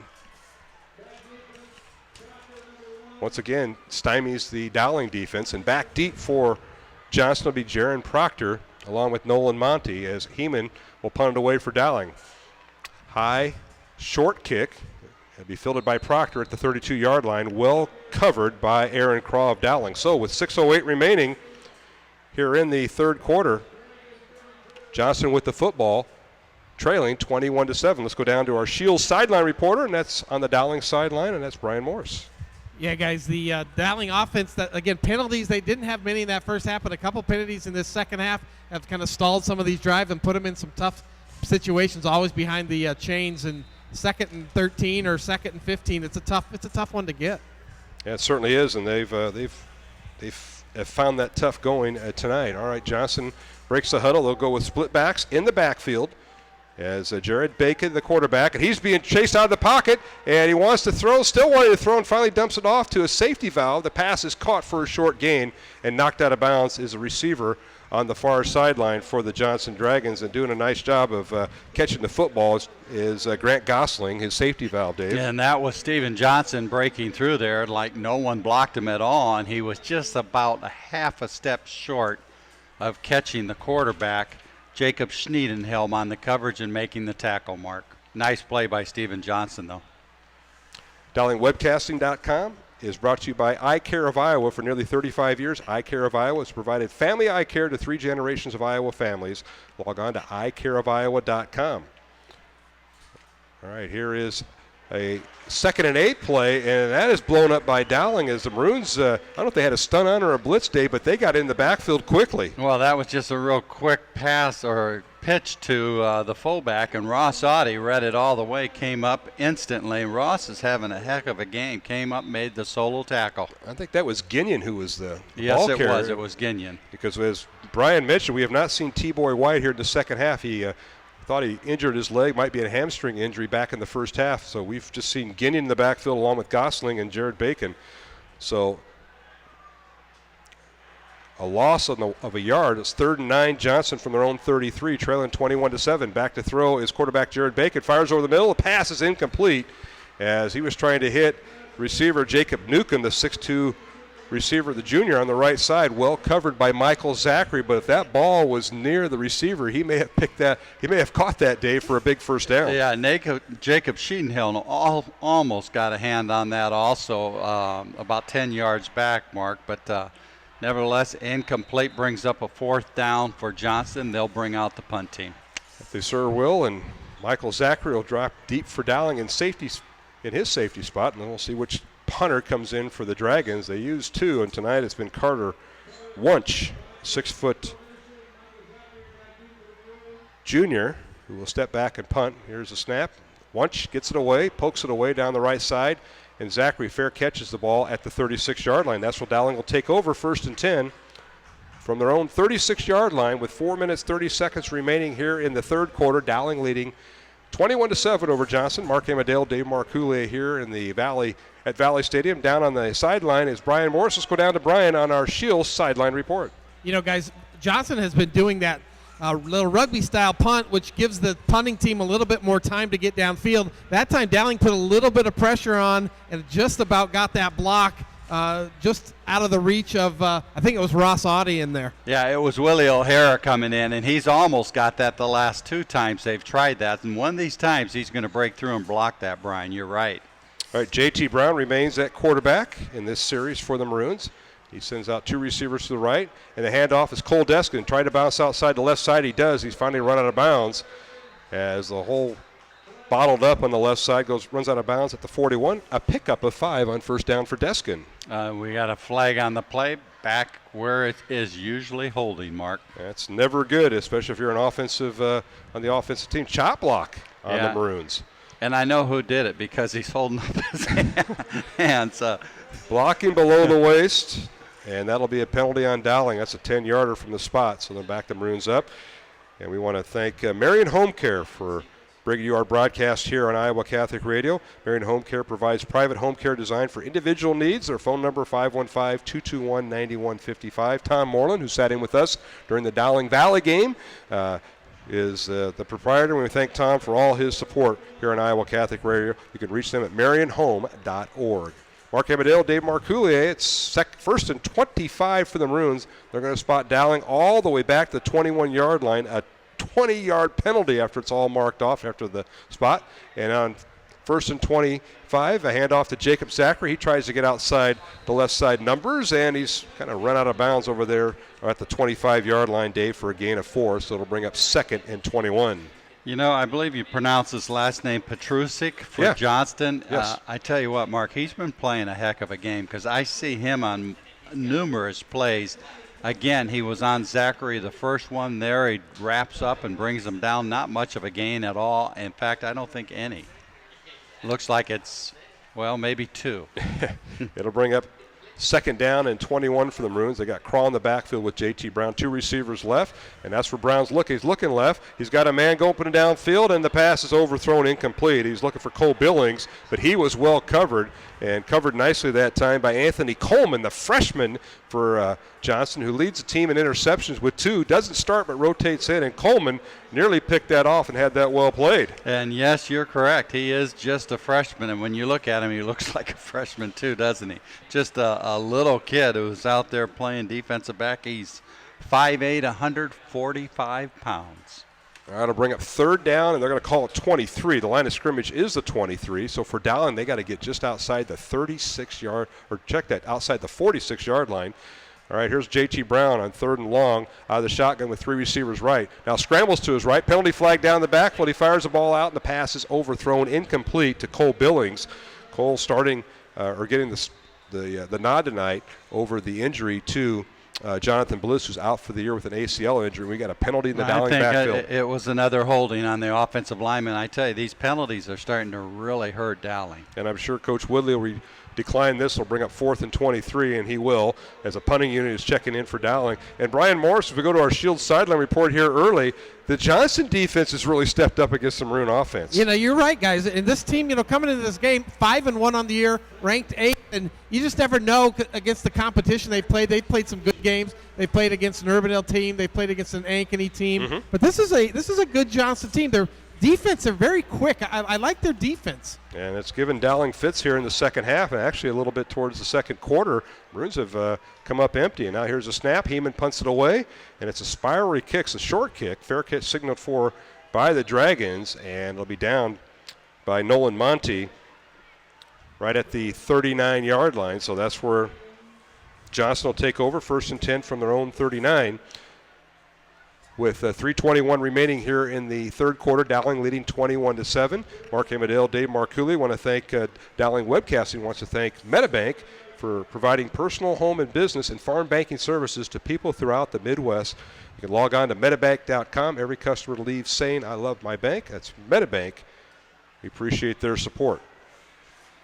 All right, the Johnston offense on the field with 3 minutes, 21 seconds remaining here in the 3rd quarter from their own 39-yard line. Dragons have it, and here's a handoff right up the gut, and I'll tell you what, Dave, they have that play stalled out. They run that split back, and they try to get different backs involved. Grant Gosling was the ball carrier. He ran into a wall of maroon shirts, Dave. He ran into the arms of Bronte Wells, and if anyone who does that doesn't stand a chance. Bronte did a great job on that, pinching hard down on him and allowing him to pick up nothing, Mark. This brings up 2nd and 10. So both teams' defenses, as I look back through my play sheets, we've been empty on offense. The last score we had, Dave, was back with 8:36 left in the second quarter. So we went almost a whole quarter and a half without scoring by either team. And now here's Bacon. Jared Bacon, Johnston quarterback, back to throw, has pressure, fires the ball downfield, and the pass is incomplete. Led his receiver a little too far, and that was Gannon Sweska, his dad. Or rather, didn't mean Sweska. Pressure by Dowling, and Bacon had to unload it because he was facing a force there. Well, that's Ross Oddie again. Every time he reads pass or that quarterback has that ball, Ross Oddie is all over him, Mark, and he doesn't stand a chance. And, you know, you guys talk about the defense of Johnston. I agree with you. They're very good, but a lot of this has to do with huge 15-yard penalties by Dowling the last couple series, which cuts your playbook in half, and your options are really limited when something like that happens. So the Dragons now with a 3rd and 10 from their own 39-yard line. They'll split out 2 receivers on each side of the football, and Brian Woodley wants to talk it over. We're going to take a timeout with 2:31 remaining here in the third quarter. It's Dowling 21, Johnston 7 here on the Iowa Catholic Radio Network and the Central Iowa Sports Network. The other guys, they think they know what special means. At Godfather's Pizza, we do special, and we do it better. We add the T. There's a Godfather specialty pizza with your name on it. Classic combo, all meat combo, hot stuff, taco, yeah, even veggie and more. All of them piled high with the best toppings and 100% real cheese. Treat yourself special. Order specialty pizzas from Godfather's Pizza. I think tires are one of the most important parts on a car, but you probably don't get very excited about tires. You're saying, Ron, they're tires. So I thought, will $100 get you excited? When you buy a set of Michelin or BF Goodrich tires, I'll give you a rebate worth $100 to go out to dinner or even buy a pair of shoes. And when you go out to spend your $100, you'll be riding on your brand new Michelin or BF Goodrich tires. So come to Westside Auto Pros and I'll give you a rebate worth 1 green picture of Ben Franklin. Are you excited now? All right, 3rd and 10, and Jared Bacon back to throw for Johnston, and he is snowed under, Dave Marcoulier, snowed under back at the inside the 35-yard line. I bet our listeners on the radio can even tell me who just made that play. It was Ross Oddie, and he just came on a stunt, and holy cow, did he put a shot on that quarterback. Well, Johnston had 4 receivers out that time, Dave, and then Coach Woodley called timeout. They still came with that 4-receiver set, but couldn't get it off as Dowling brought everybody. And Bacon went from his own 39 back to his own 33, a loss of 6 on the Dowling defense sack. So it'll bring up 4th down, and the punting unit in for Johnston. And the punt is blocked. It's punt by the Maroons. It's blocked by Kobe Gaines and recovered back at the 22-yard line. And Kobe Gaines gets the punt block and the recovery. How about that? That may have been Willie O'Hara again who got the block on that because he shot through there. And I think we have the replay. And if you watch, Willie O'Hara is going to go through the A gap here. He's going to shoot the 2 blockers and be able to get the block. 34, Kobe Gaines on the replay. Brian Morris, come on in. You know, guys, we just talked about that last time, and we said that Johnston was doing that rugby-style punting, and Dowling took advantage of it. The coaching staff saw something. This is the spark this team needs. The second half, Dowling came out a little bit flat, as Dave said, with penalties and just have not been able to get a lot of things going. All right, the Maroons with the first down. I want to thank Brian for that Shields sideline report. Thanks, Shields. The Maroons are going to come out with this. Well, they're going to start out with stacked receivers to the right. Now they're going to split out wide to the left. Cole Billings, number 7, and now stacked receivers to the right. Line of scrimmage is the 22 of Johnston, and the quarterback is Kurt Walding, and the give and the handoff, a little jet sweep right to left and turning the corner for the Maroons is Zachary. And that's Jacob Zachary. Turned the corner and finally dropped. Let's see where they give him forward progress to the 20-yard line, gain of 3. Well, let's see if Dowling can eliminate the penalties on this series. That's the most important thing they need to do, and then they should be fine. Zachary, a 3-yard run, and we look back on their possessions when they did score. Hand off Zachary right up the gut, bounces off a tackle inside the 15, still on his feet, rolls over a man at the 10, still on his feet, 5, and finally tackled inside the 5, down to the 4-yard line. A 16-yard run for Jacob Zachary. First down Maroons, 1st and goal Dowling. And what a run by Jacob Zachary, just plowing through. Our TV viewers can watch the replay of this. I can't tell you how many tackles. There's 2, he broke 3, and he still bounces outside unbelievable run by Jacob Zachary. The 5th tackle took him down. A 16-yard run for Jake. First down and goal, Dowling. Here's Walding. And the give is to Jake Zachary. Outside the right sideline. Touchdown, Jacob Zachary. Why wouldn't he? 3 plays, 23 yards, and the Maroons now extend their lead to 34-7, pending the extra point. And Jake Zachary, probably the hardest 16-yard run we've seen this year, and now he gets to finish it off, a 4-yard run in for the touchdown. Well, I'm glad to see Dowling give the ball back to Zachary after he ran so hard and came up just short. It's always nice to reward that young man with the ball one more time and let him score. We see in the replay Zachary scoring. Now Heeman with the extra point. It's up, and it is good. So Dowling extends their lead to 28-7 over Johnston with 43 seconds remaining here in the third quarter from Valley Stadium in West Des Moines. Again, Dowling leading Johnston 28-7. We'll take a timeout and be back here on Iowa Catholic Radio and the Central Iowa Sports Network. Save big at Schottenkirk Chevrolet in Waukee. New Chevy Malibu 1LT. Power price. $89 per month. Yes, $89 per month in Waukee. During truck month, get 25% off select new Silverado crew cabs. Select Silverados also come with 0% for 60 months. Plus, you keep the $4,000 rebate. New Silverado double cab 4x4 LT. Power price. $189 per month. Help us raise 10,000 pounds of food for the Waukee Food Pantry in September. Schottenkirk Chevy on the west end of Hickman, Waukee. Miss your hometown clothing store? The one that had it all? Everything to get the work done, all in one place? G&L Clothing is your hometown Iowa store. Stop in and see us. Or we're only a click or phone call away. Family owned for nearly a century. G&L Clothing. 1801 Ingersoll, Des Moines. G&L Clothing. Your size, your style, we've got it all.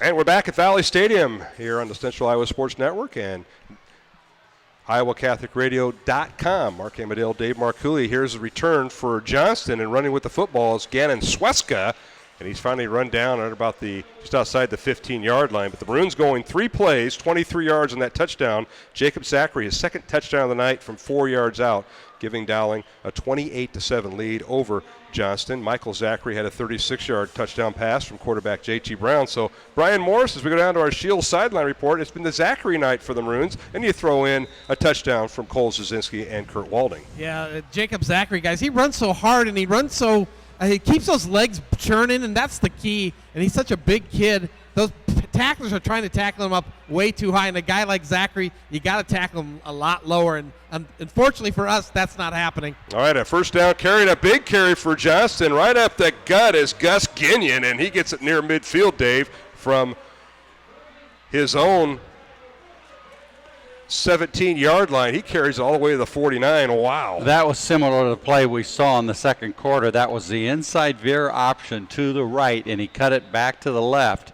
And he got a head start, and he is so strong. Once he gets a head start, he's awfully difficult to bring down. 32-yard run for the big guy. Gus Ginion, the fullback, 5'10", 215-pound junior. First down, Johnston at their own 49-yard line. 9 seconds remaining here in the third quarter. Handoff Ginion again, and he's gang tackled. The Maroons saw him run once. I'm not going to let him do it again.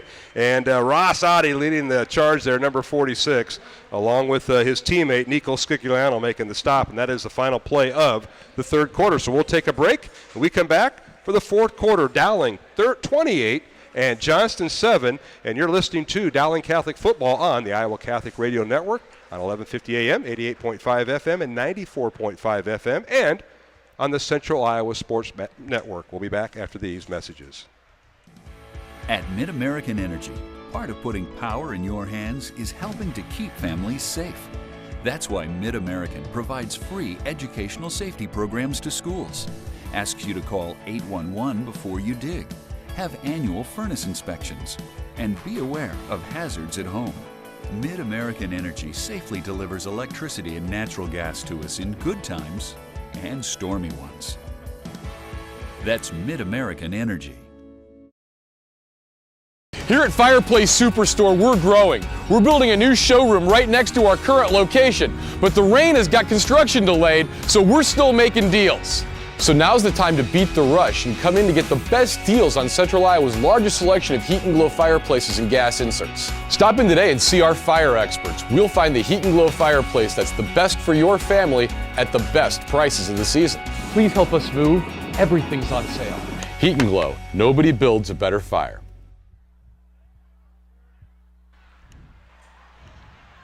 All right, back here in the fourth quarter, a little screen pass by Johnston. It's caught out of the backfield nicely by Grant Gosling, and he picks up yardage, not near a first down, but he gets into Dowling territory. Dave Marcooley has begun the fourth quarter with a Johnston completion down to the Dowling 45. Yeah, nicely executed play by Johnston. They started off by running the jet motion across the field. John Wagner did a nice job of finally recognizing the screen play and making the tackle, brings up 3rd and 4.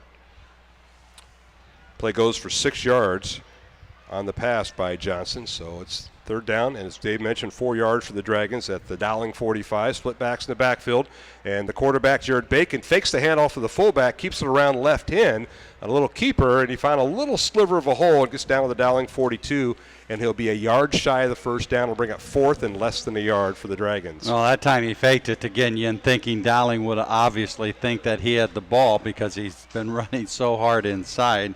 So the quarterback pulled it and ran it and was just short, Mark. Well, Johnston, 4th and 1. They keep their offense on the field. Play clock just getting close to 10 seconds, and they're going to break the huddle, and looks like they're going to go for it.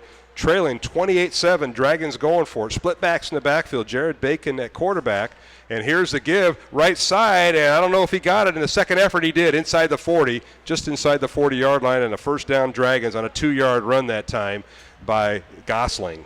Yeah, that time they elected to run off tackle, which was probably a wise choice because they have gotten nothing up the middle on 4th down, and they were able to pick up the first down. Yeah, Gosling gets 3 yards on the carry, and it's 1st and 10 Johnston from the Dowling 39. I want to thank Mercy Hospitals and their more than 50 primary care clinics in the Des Moines area for supporting our broadcast of Dowling Catholic High School football online, mercydesmoines.org. Appreciate their support here on Iowa Catholic Radio.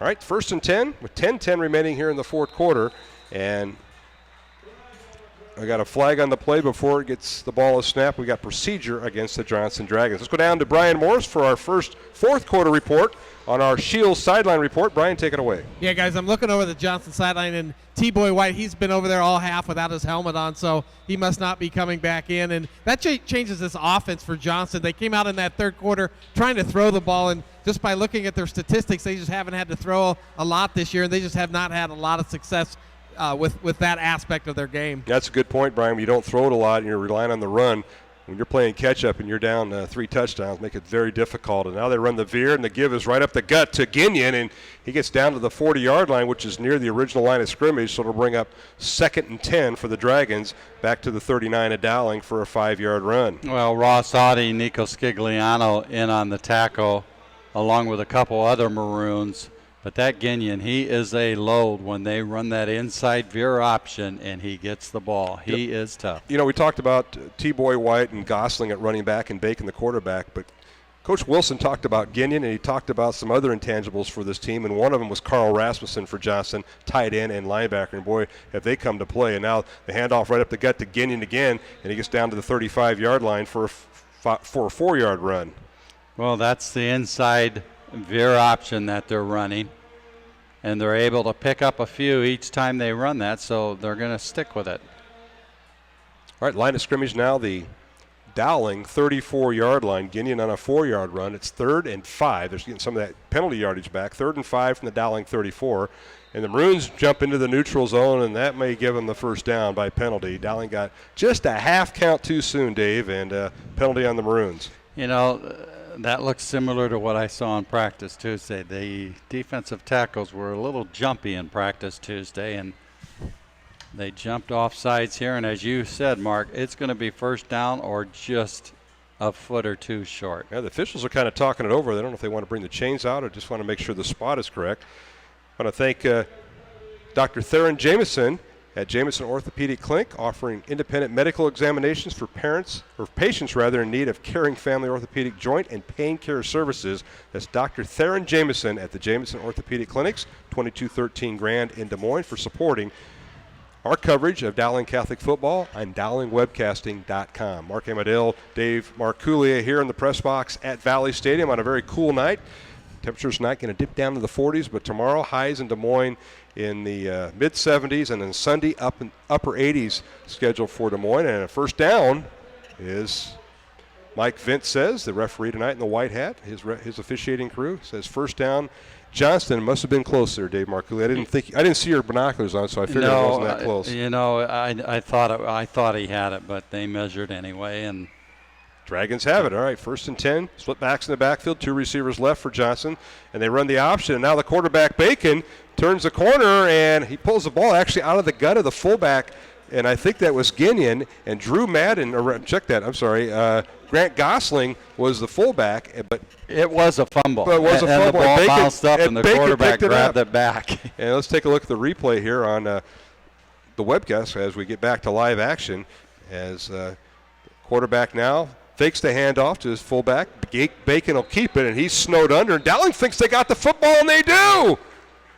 Referee says, yeah, they took it right away from him. Bacon did fumble. He fumbled the previous play, got it back. This time he did fumble it. And the referee, when I saw him call timeout, he said Dowling football. And Dave, did you see who came up with it? Well, I even have my binoculars, but whoever did it gave the ball to the official so quickly, it could have been Nico Scigliano. You know what that means? Let's go down to our Shield sideline reporter, and that's Brian Morris. Brian, who picked up the football? You know, guys, I was asking the guys, but I'll get it. I'll get it here from the players. Don't even know. You're right. They Nico did. Nico Scigliano. Nico Scigliano with the fumble recovery. All right, Nico. Good job out of him. They did it the play before. You mentioned that, Dave. Yeah, I tell you, Nico needs to hold that ball for a little bit longer, get a little more glory out Show of the it. press yeah, box, at least guys. so we know who got it. Dowling leading 28-7. The Maroons with the first down at their own 28-yard line. 8:03 remaining here in the fourth quarter. On a beautiful, crisp Friday night, handoff goes to Cole Desk, and he tries to get outside the numbers, turns the corner, stiff arms a man as he stiff armed Carl Rasmussen, but they're going to run him out of bounds at about the 31-yard line for a gain of 3. A lot of east-west running there, Dave. A lot of east-west, and I know that coaches don't like that. He's got to. He had 2 polling linemen out in front of him, and he has just got to trust his linemen. And he's got to plant a foot and break that 90 degrees upfield, and he's going to find an opening. All right.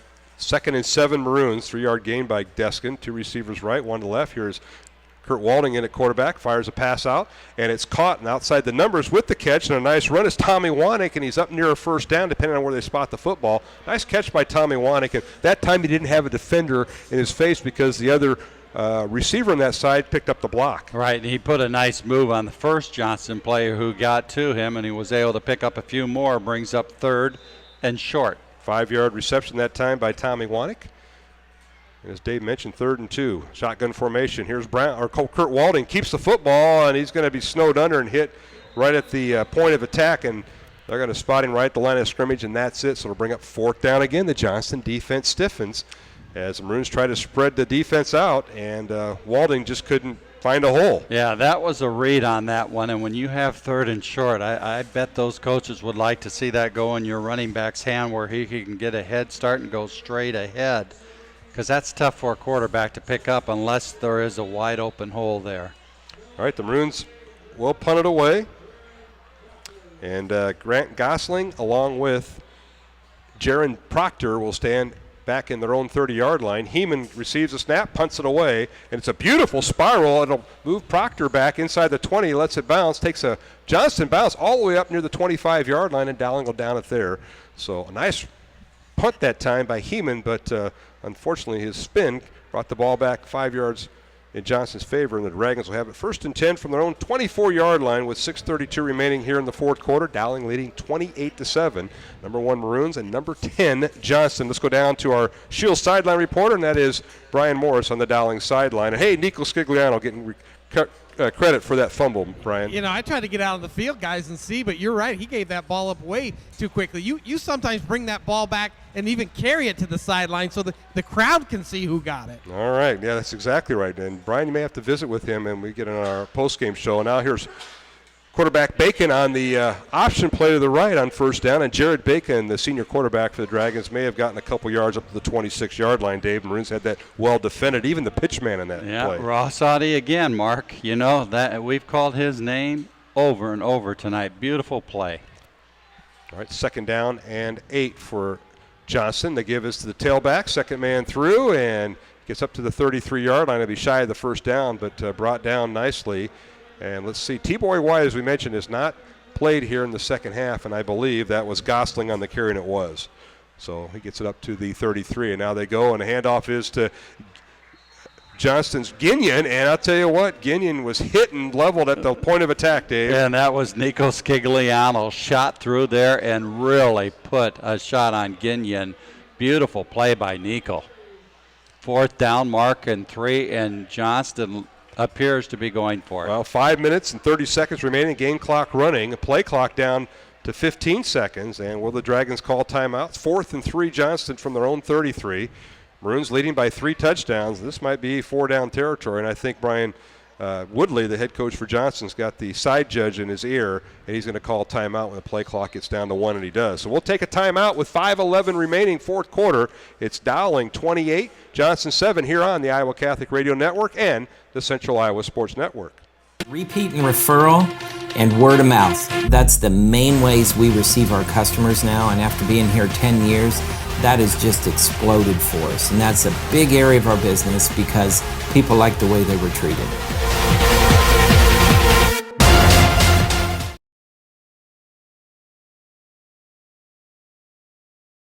Save big at Schottenkirk Chevrolet in Waukee. New Chevy Malibu 1LT. Power price. $89 per month. Yes, $89 per month in Waukee. During Truck Month, get 25% off select new Silverado crew cabs. Select Silverados also come with 0% for 60 months. Plus, you keep the $4,000 rebate. New Silverado Double Cab 4x4 LT. Power price. $189 per month. Help us raise 10,000 pounds of food for the Waukee Food Pantry in September. Schottenkirk Chevy on the west end of Hickman, Waukee.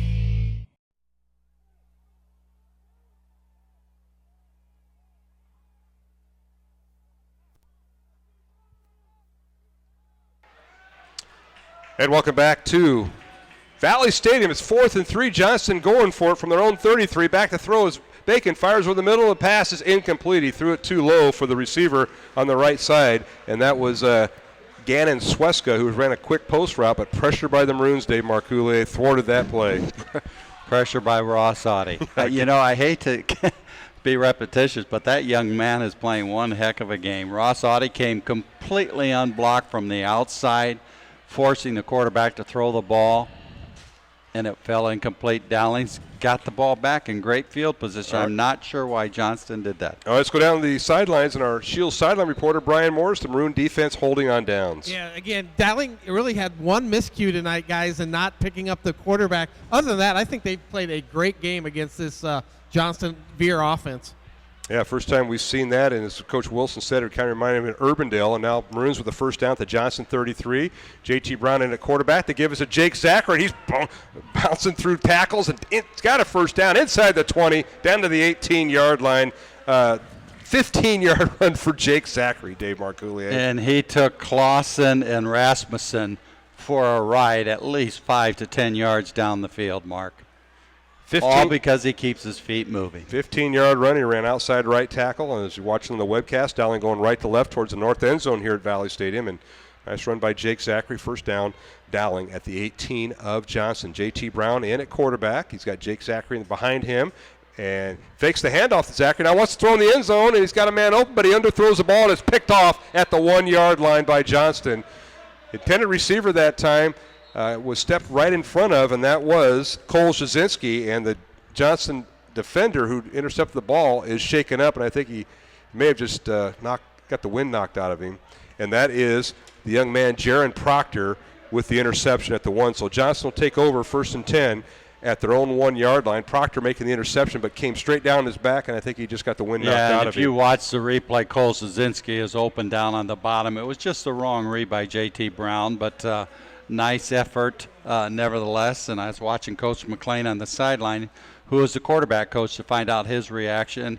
You could tell he just said, good try, but get your reads. And, that's hard for these quarterbacks to do. It really is. And Brian Morris, you were down on the sideline. We'll go to our Shield sideline report. Johnston will take over at their 1, but the ball may have been just underthrown by J.T. Brown. No, I think it was. And I think number 1 for Johnston, Proctor made a good play on the ball. He had the up receiver, and when he saw the ball in the air, he made an adjustment because I think that would have been a touchdown if he wouldn't have done that. Yeah, good point, Brian. So it's first down, Johnston back at their own 1-yard line. 4.5 minutes remaining. Johnston with 1 timeout remaining as they trail in the contest. The handoff, and the ball carrier is stacked up at the point of attack. So tough going there, maybe a couple yards as they're trying to get out from the back of the end zone. That's Gosling on the carry. Yeah, Gosling ran into a pile there on the right side, left side of the Dowling defensive line in on the tackle.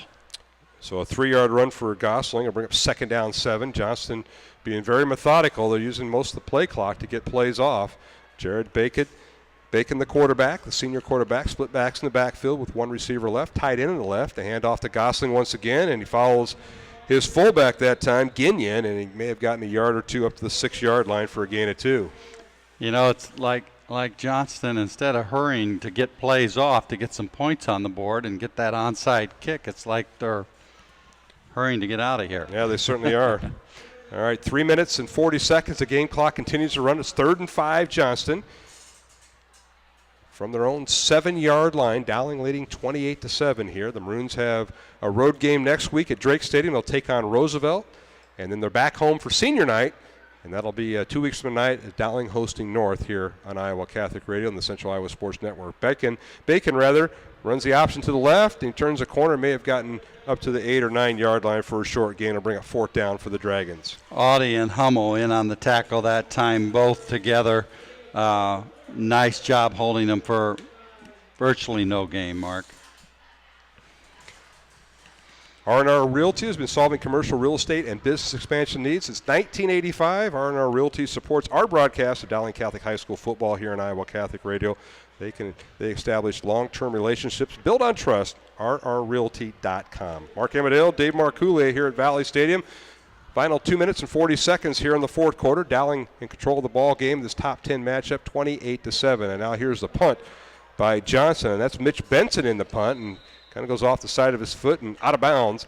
And Dowling will have great field position inside the 35 of Johnson as the Maroons take over, leading with 2 minutes and 30 seconds remaining. Don't forget, we'll go have post-game interviews from players and head coach Tom Wilson of Dowling following tonight's game. And Brian Morris, we go down to our Shields sideline report. We got a couple of candidates maybe to interview for Dowling Catholic tonight. I'm sure you and Dave will put your head together and figure out who we want to talk to. Yeah, Ross Audie, again, I think we've called his name about 30 times tonight, so he's probably going to be a candidate. And I may get one of those linemen. They're kind of unsung on that offensive line. Maybe Matthew Bates, the center.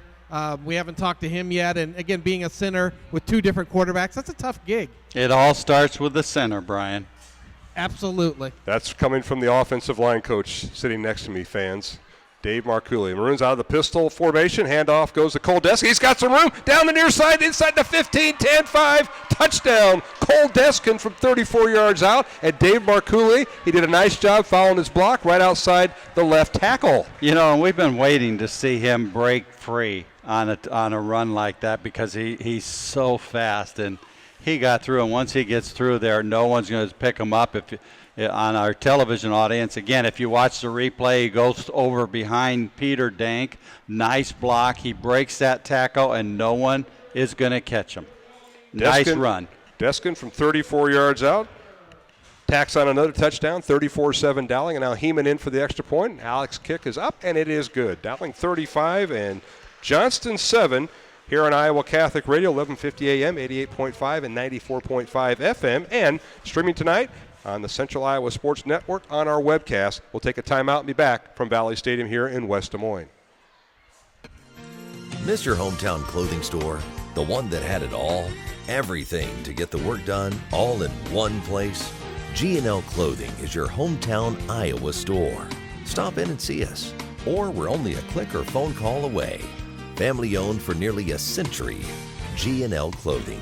1801 Ingersoll, Des Moines. G&L Clothing, your size, your style, we've got it all. Which one's Brian?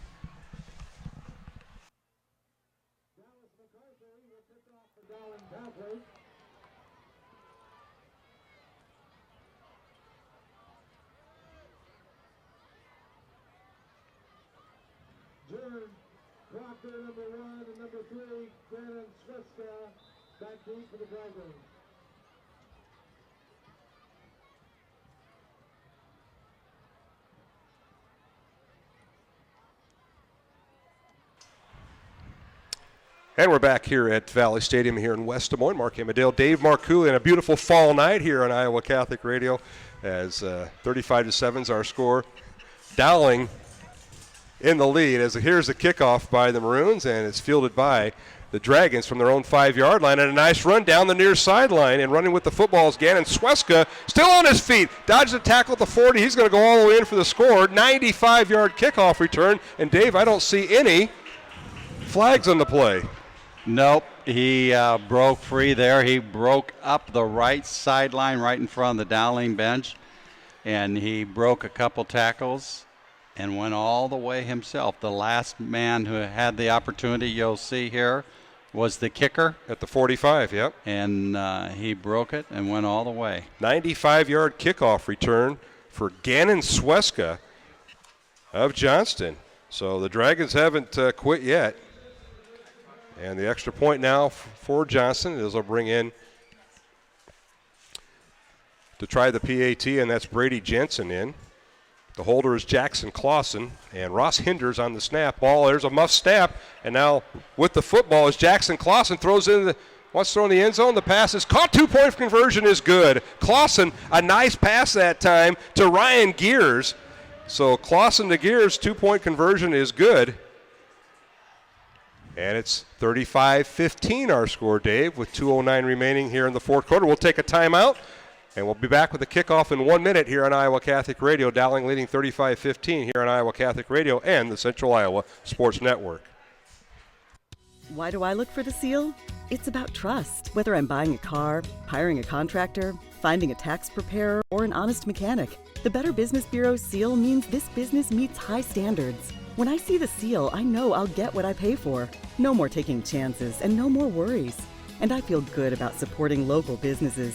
My life is so much easier knowing I can always trust BBB accredited businesses. It pays to look for the seal. See for yourself at bbb.org/Iowa.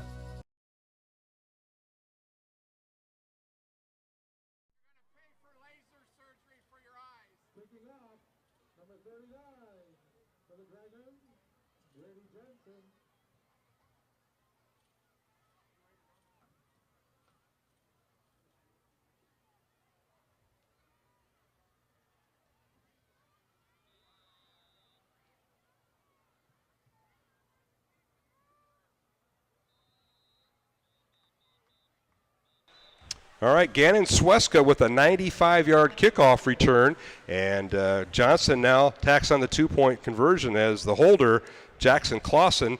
Desperation 2-point pass, Dave Marcouli, as he found his teammate Ryan Gears in the end zone to the 2-point play. So it's scores now 35-15. Dowling with the lead. A timeout on the field. We'll keep it here. I want to thank our supporters of Dowling Catholic football here on Iowa Catholic Radio. They include the St. Gregory Retreat Centers for underwriting our broadcast of Dowling Catholic High School football. St. Gregory Retreat Center, the new standard for recovery in substance abuse and treatment. You can log on to stgregoryct.com. And we want to thank Windmill USA and Wind Communications. Windmill USA and Wind Communications provide web marketing and email marketing and permission-based email services.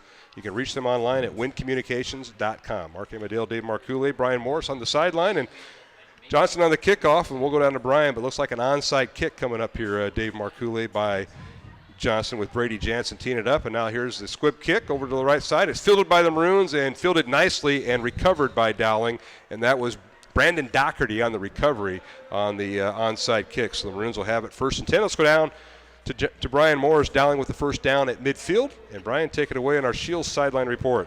Yeah, that was a good kick, actually, by the Johnston kicker, and Doherty did a nice job. You know, we haven't talked about the one score tonight, guys, and that's the poor Cubs took it on the chin against the Cardinals. 4-0 Cardinals. Yeah, I didn't want to release that to our audience. Well, I'm sure everybody with smartphones probably knows it by now, but yeah. I just checked my phone, and it went from 1-0 to 4-0 fairly quickly, it looked like. But that stops a 9-game winning streak by the Cubs. Yeah, How about that? we got it tomorrow. That's right.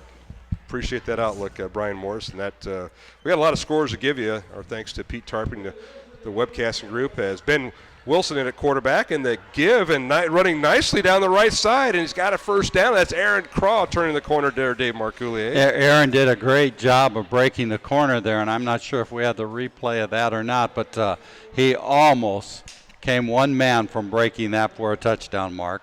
Very similar run to Cole Deskett. Well, this is going to come back. Holding. As Mike Vint, the official, picks up the flag, and it is holding back at the 46-yard line of Dowling.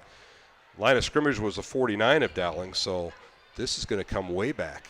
This is going to be about a 40-yard penalty when they get done marking it off with just under 2 minutes remaining here in the contest. They'll mark it all the way back to the 37 of Dowling.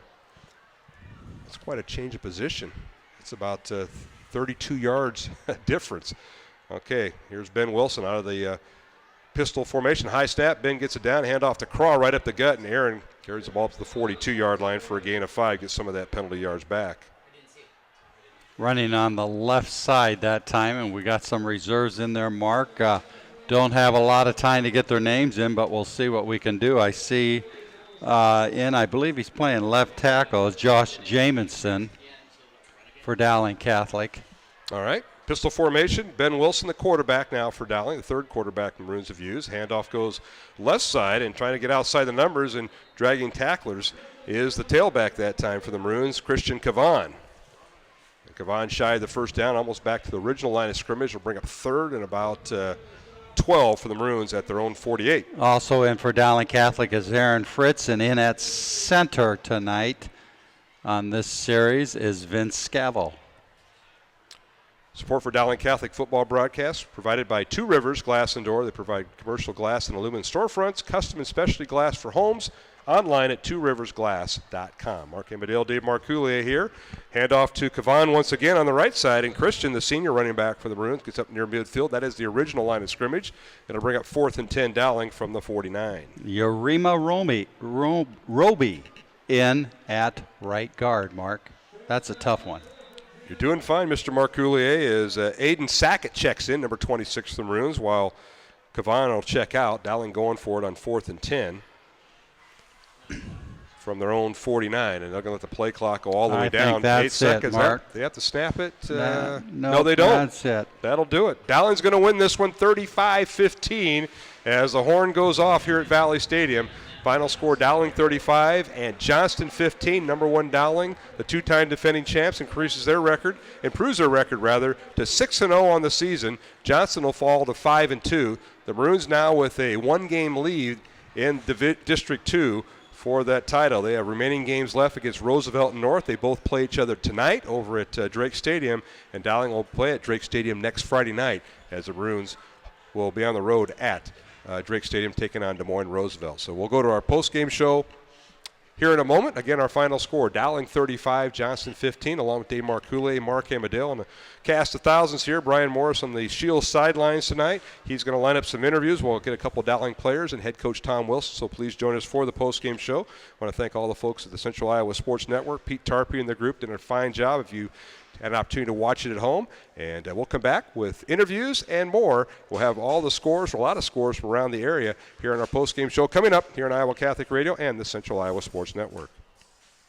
I think tires are one of the most important parts on a car, but you probably don't get very excited about tires. You're saying, Ron, they're tires. So I thought, will $100 get you excited? When you buy a set of Michelin or BF Goodrich tires, I'll give you a rebate worth $100 to go out to dinner or even buy a pair of shoes. And when you go out to spend your $100, you'll be riding on your brand new Michelin or BF Goodrich tires. So come to Westside Auto Pros and I'll give you a rebate worth one green picture of Ben Franklin. Are you excited now? Repeat and referral and word of mouth. That's the main ways we receive our customers now, and after being here 10 years, that has just exploded for us. And that's a big area of our business because people like the way they were treated.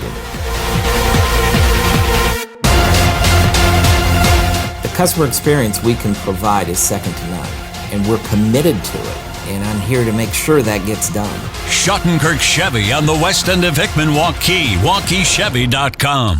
Big at Schottenkirk Chevrolet in Waukee. New Chevy Malibu 1LT. Power price $89 per month. Yes, $89 per month in Waukee. During Truck Month, get 25% off select new Silverado crew cabs. Select Silverados also come with 0% for 60 months. Plus, you keep the $4,000 rebate. New Silverado Double Cab 4x4 LT. Power price $189 per month. Help us raise 10,000 pounds of food for the Waukee Food Pantry in September. Schottenkirk Chevy on the west end of Hickman, Waukee.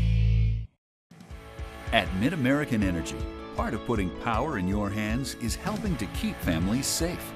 That's why Mid-American provides free educational safety programs to schools, asks you to call 811 before you dig, have annual furnace inspections, and be aware of hazards at home. Mid-American Energy safely delivers electricity and natural gas to us in good times and stormy ones. That's Mid-American Energy.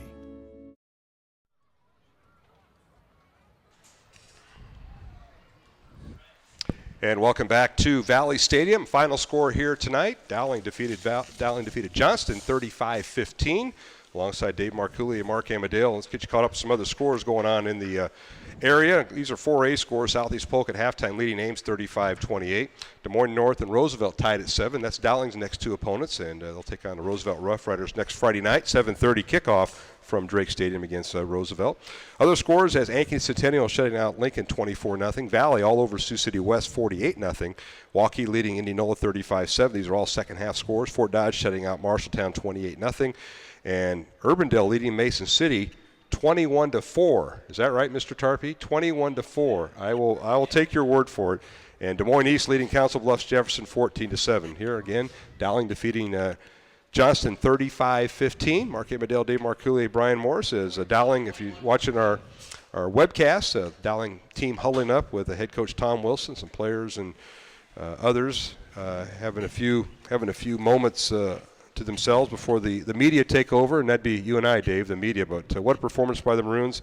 And update, Urbandale leading 21-14 over Mason City in the second half. But, Dave, it was a game where the defenses kind of took over in that second and third quarter with defense at both sides, and then Dowling just kind of wore Johnston down in their late stages of the second half. Yeah, they really did. For the most part, Dowling had a nice execution tonight. The defense, I thought, played very well again. Week after week that we see them step up to the plate and come through, and they really gave up that one big play on the inside veer read where the quarterback pulled the ball from the fullback and turned it up and went inside all the way. After that, they really didn't hurt Dowling at all. Offensively, quarterbacks continue to do a great job with their reads, both of them. Running backs, Jacob Zachary, another great night for him. Cole Deskin popping one for a touchdown. Good job by the Maroons. It certainly was. Again, Dowling the winner 35-15 tonight. The game you heard on Iowa Catholic Radio and the Central Iowa Sports Network. I want to thank Jethro's Barbecue, a proud supporter of Dowling Catholic High School sports and activities. Before, during, or after the game, Jethro's has plenty of smoked meats, ribs, and wings at 6 metro locations, including Altoona, Ankeny, Johnston, along with Waukee and West Des Moines, and the originals, Jethro's, next to Drake University on Forest Avenue. Thanks to Jethro's Barbecue, along with Northwest Bank, bank-northwest.com. They offer service and accounts tailored to meet your financial needs. Northwest Bank, thank you to them for supporting our broadcast of Dowling Catholic High School football here in the year of 2015. Mark Amadale, Dave Marcouli here in the press box. We're going to go down the field, and we're going to talk to a couple of Dowling seniors tonight here on our post-game show. What a night they had and what a game they had, struggling with a very fine Johnston team. And let's go down to our sidelines and Brian Morris. And you've got a couple of Dowling players right now. We'll start off with the senior center of the offensive line, Matthew Bates. And Brian, take it away. Yeah, Brian Morris down here with senior center Matthew Bates. Matthew, talk a little bit about tonight's preparation for this game, coming into this week and playing this Johnston team who came in first place with you guys. Yeah, we had a great week of preparation, and we knew that their defensive line, for an offensive point, they have a lot of movement, and we just worked hard every practice, high tempo, worked on the fundamentals, footwork, everything, and a good week of practice. Now, as a center for this team, you're snapping to somebody every other series. Does that matter to you? Do you even sometimes know who's back there? No, not at all. So it's just second nature now. Talk a little bit about this senior class again. Last year, not a lot of you guys got a lot of time. It's a new team. Coach, I heard say in the postgame it's 2015. That's all he cares about. What do you expect over these next couple weeks playing your last 2 regular season games? I expect a lot of like hard work, like in the weight room especially. That's where we excel in the off season and in season.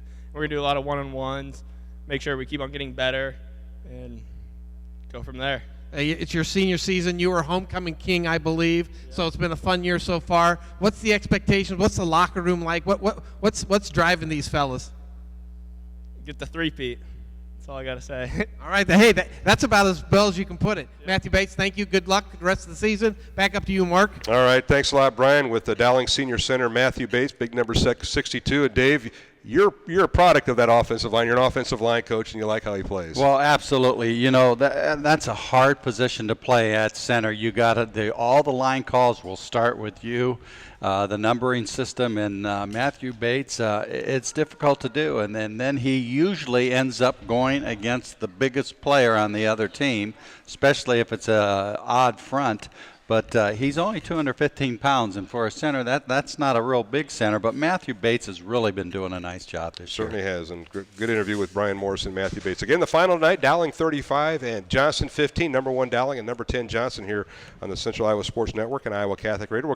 Our post-game show continues. Go back down to Brian Morris. He has a young man who we called his name numerous times, not on the offensive side. Ross Audie on defense, made a lot of tackles, and Brian has him. Yeah, down here with Ross Audie. And Ross, we called your name probably 30 times tonight. Talk about the package, because it seemed like every time the quarterback went back to pass, you were living a linebacker's dream because you were rushing right at him. Yeah, we were just switching it up on him, keeping him guessing. We were trying to keep him guessing all night, throw some different looks at them, and, it worked sometimes, and sometimes didn't, but it worked out more times than not, it looks like. Well, defensively, you guys had really one, I call it miscue, maybe a missed tackle. The quarterback got 46 yards. Other than that, this defense threw a pretty good shutout against a Johnston team that running a kind of a quirky offense that you don't face a lot. Yeah, they run an offense similar to Urbandale, but it's different because they got different, personnel. They had some great backs back there at 5, T-Boy, and 45. They're good backs, strong runners. So, we just tried to stop them, mix it up a little bit.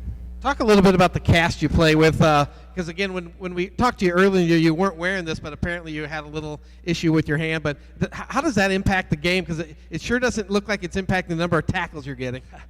I just don't really think about it. See ball, hit ball, I guess.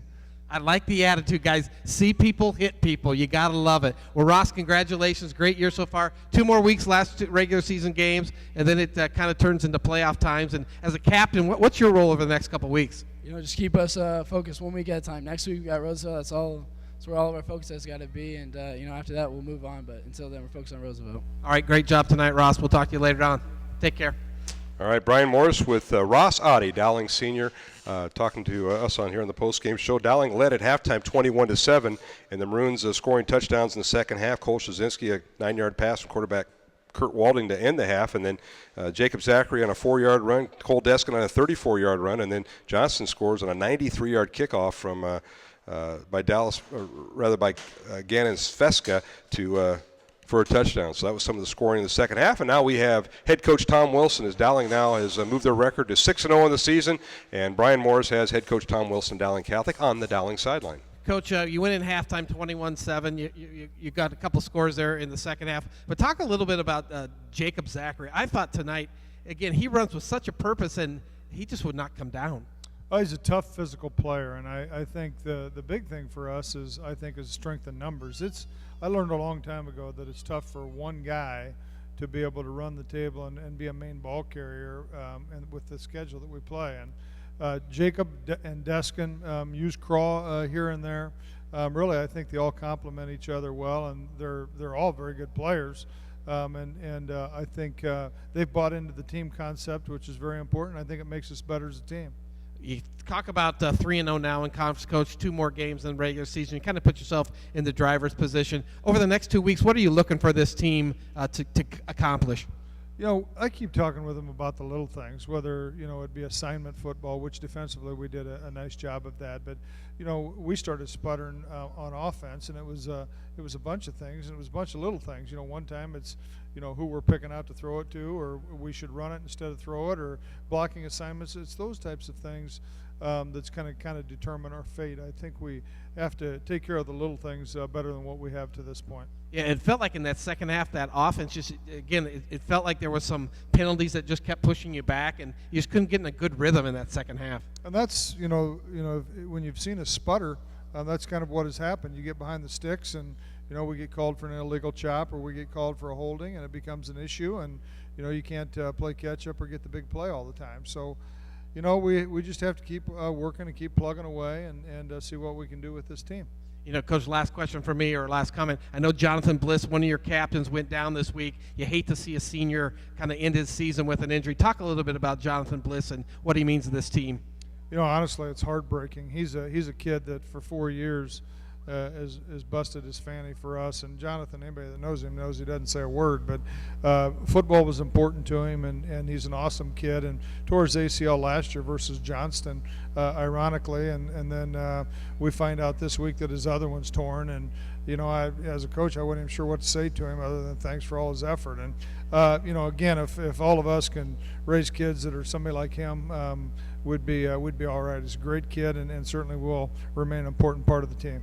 Okay, Coach. Well, the only bad news we had tonight is the Cubs lost to the Cardinals, so we're hoping that turns around tomorrow. But good luck over the next couple weeks preparing the last couple games of districts and then getting ready for playoff. All right, thank you. Thanks, Coach. All right, Brian Morris with head coach Tom Wilson on our post-game show. Is Dowling a winner tonight, 35-15 over the Johnston Dragons. We're going to take a break. When we come back, we have final game stats, and we have some highlights. So if you're watching on the webcast, we have highlights to show, and Dave Marcouli is going through those right now, and then probably some of the scoring highlights throughout this contest, so we'll talk more about that. We want to thank Skeffington's Formalwear, one of our supporters here on Iowa Catholic Radio and the Central Iowa Sports Network. They provide service, style, and selection for weddings, proms, and special occasions.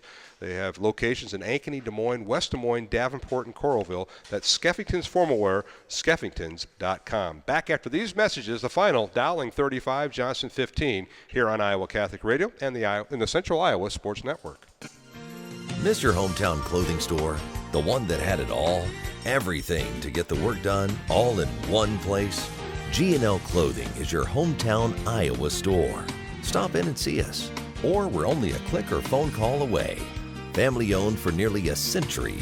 G&L Clothing, 1801 Ingersoll, Des Moines. G&L Clothing, your size, your style, we've got it all. The other guys, they think they know what special means. At Godfather's Pizza, we do special, and we do it better. We add the T. There's a Godfather specialty pizza with your name on it. Classic combo, all meat combo, hot stuff, taco, yeah, even veggie and more. All of them piled high with the best toppings and 100% real cheese. Treat yourself special. Order specialty pizzas from Godfather's Pizza. I think tires are one of the most important parts on a car, but you probably don't get very excited about tires. You're saying, Ron, they're tires. So I thought, will $100 get you excited? When you buy a set of Michelin or BF Goodrich tires, I'll give you a rebate worth $100 to go out to dinner or even buy a pair of shoes. And when you go out to spend your $100, you'll be riding on your brand new Michelin or BF Goodrich tires. So come to Westside Auto Pros and I'll give you a rebate worth one green picture of Ben Franklin. Are you excited now? Repeat and referral and word of mouth. That's the main ways we receive our customers now, and after being here 10 years, that has just exploded for us. And that's a big area of our business because people like the way they were treated. The customer experience we can provide is second to none, and we're committed to it. And I'm here to make sure that gets done. Schottenkirk Chevy on the west end of Hickman, Waukee, WaukeeChevy.com.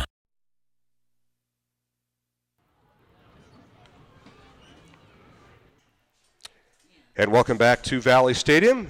Final tonight, number 1 Dowling defeated number 10 Johnston 35-15, a game you heard on Iowa Catholic Radio and the Central Iowa Sports Network.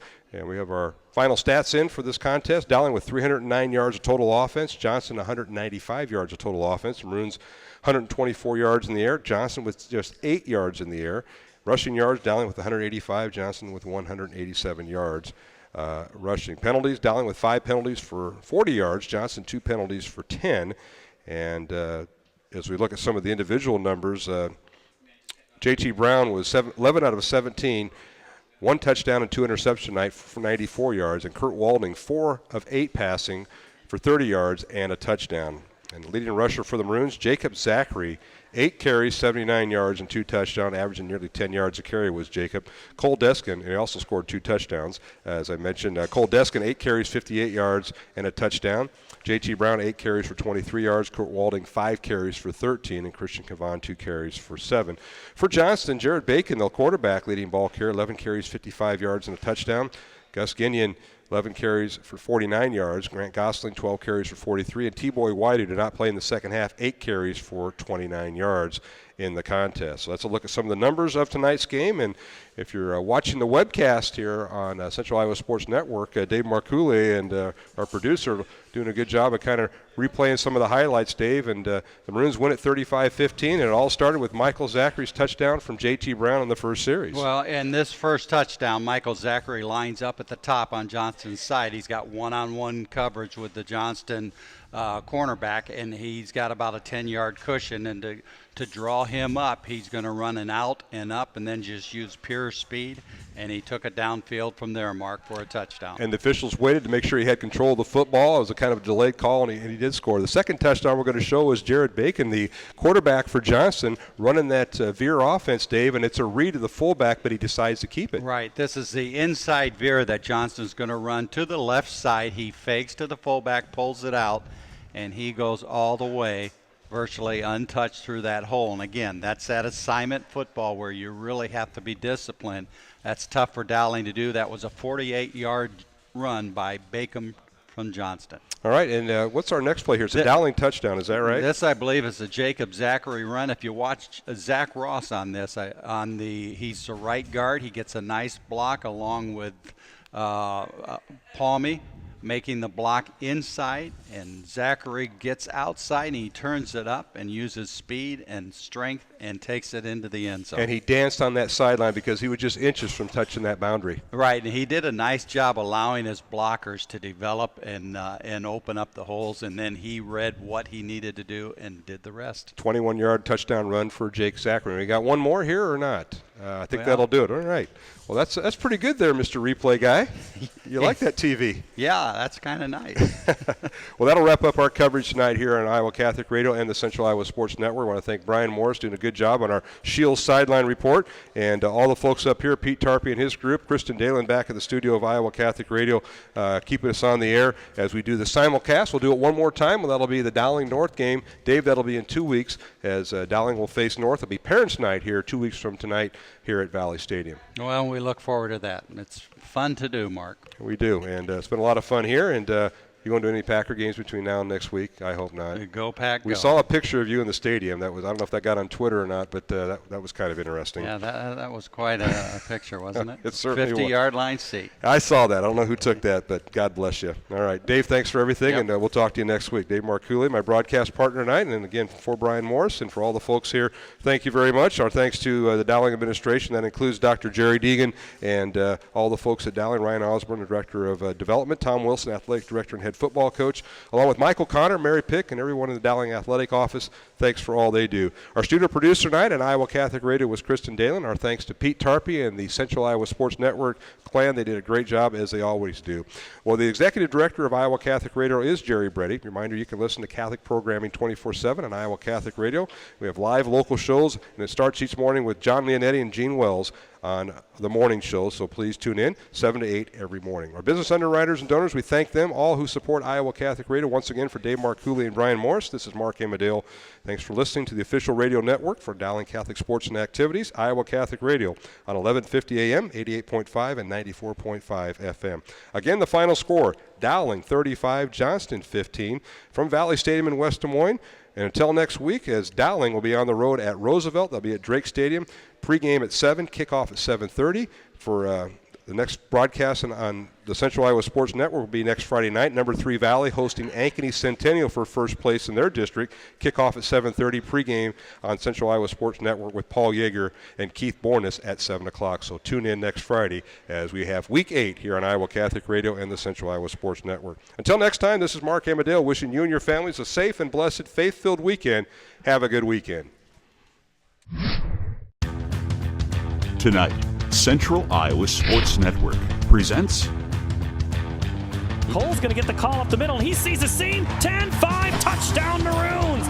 He's got a seam. 5-2-1. Touchdown Valley Tigers. Central Iowa Football, live from Valley Stadium in West Des Moines. Central Iowa Football is brought to you by the Atlantic Bottling Company, CenturyLink. Central Iowa Football, live on the Central Iowa Sports Network. Central Iowa Football is also brought to you by Schottenkirk Chevrolet. Shields. Are you ready?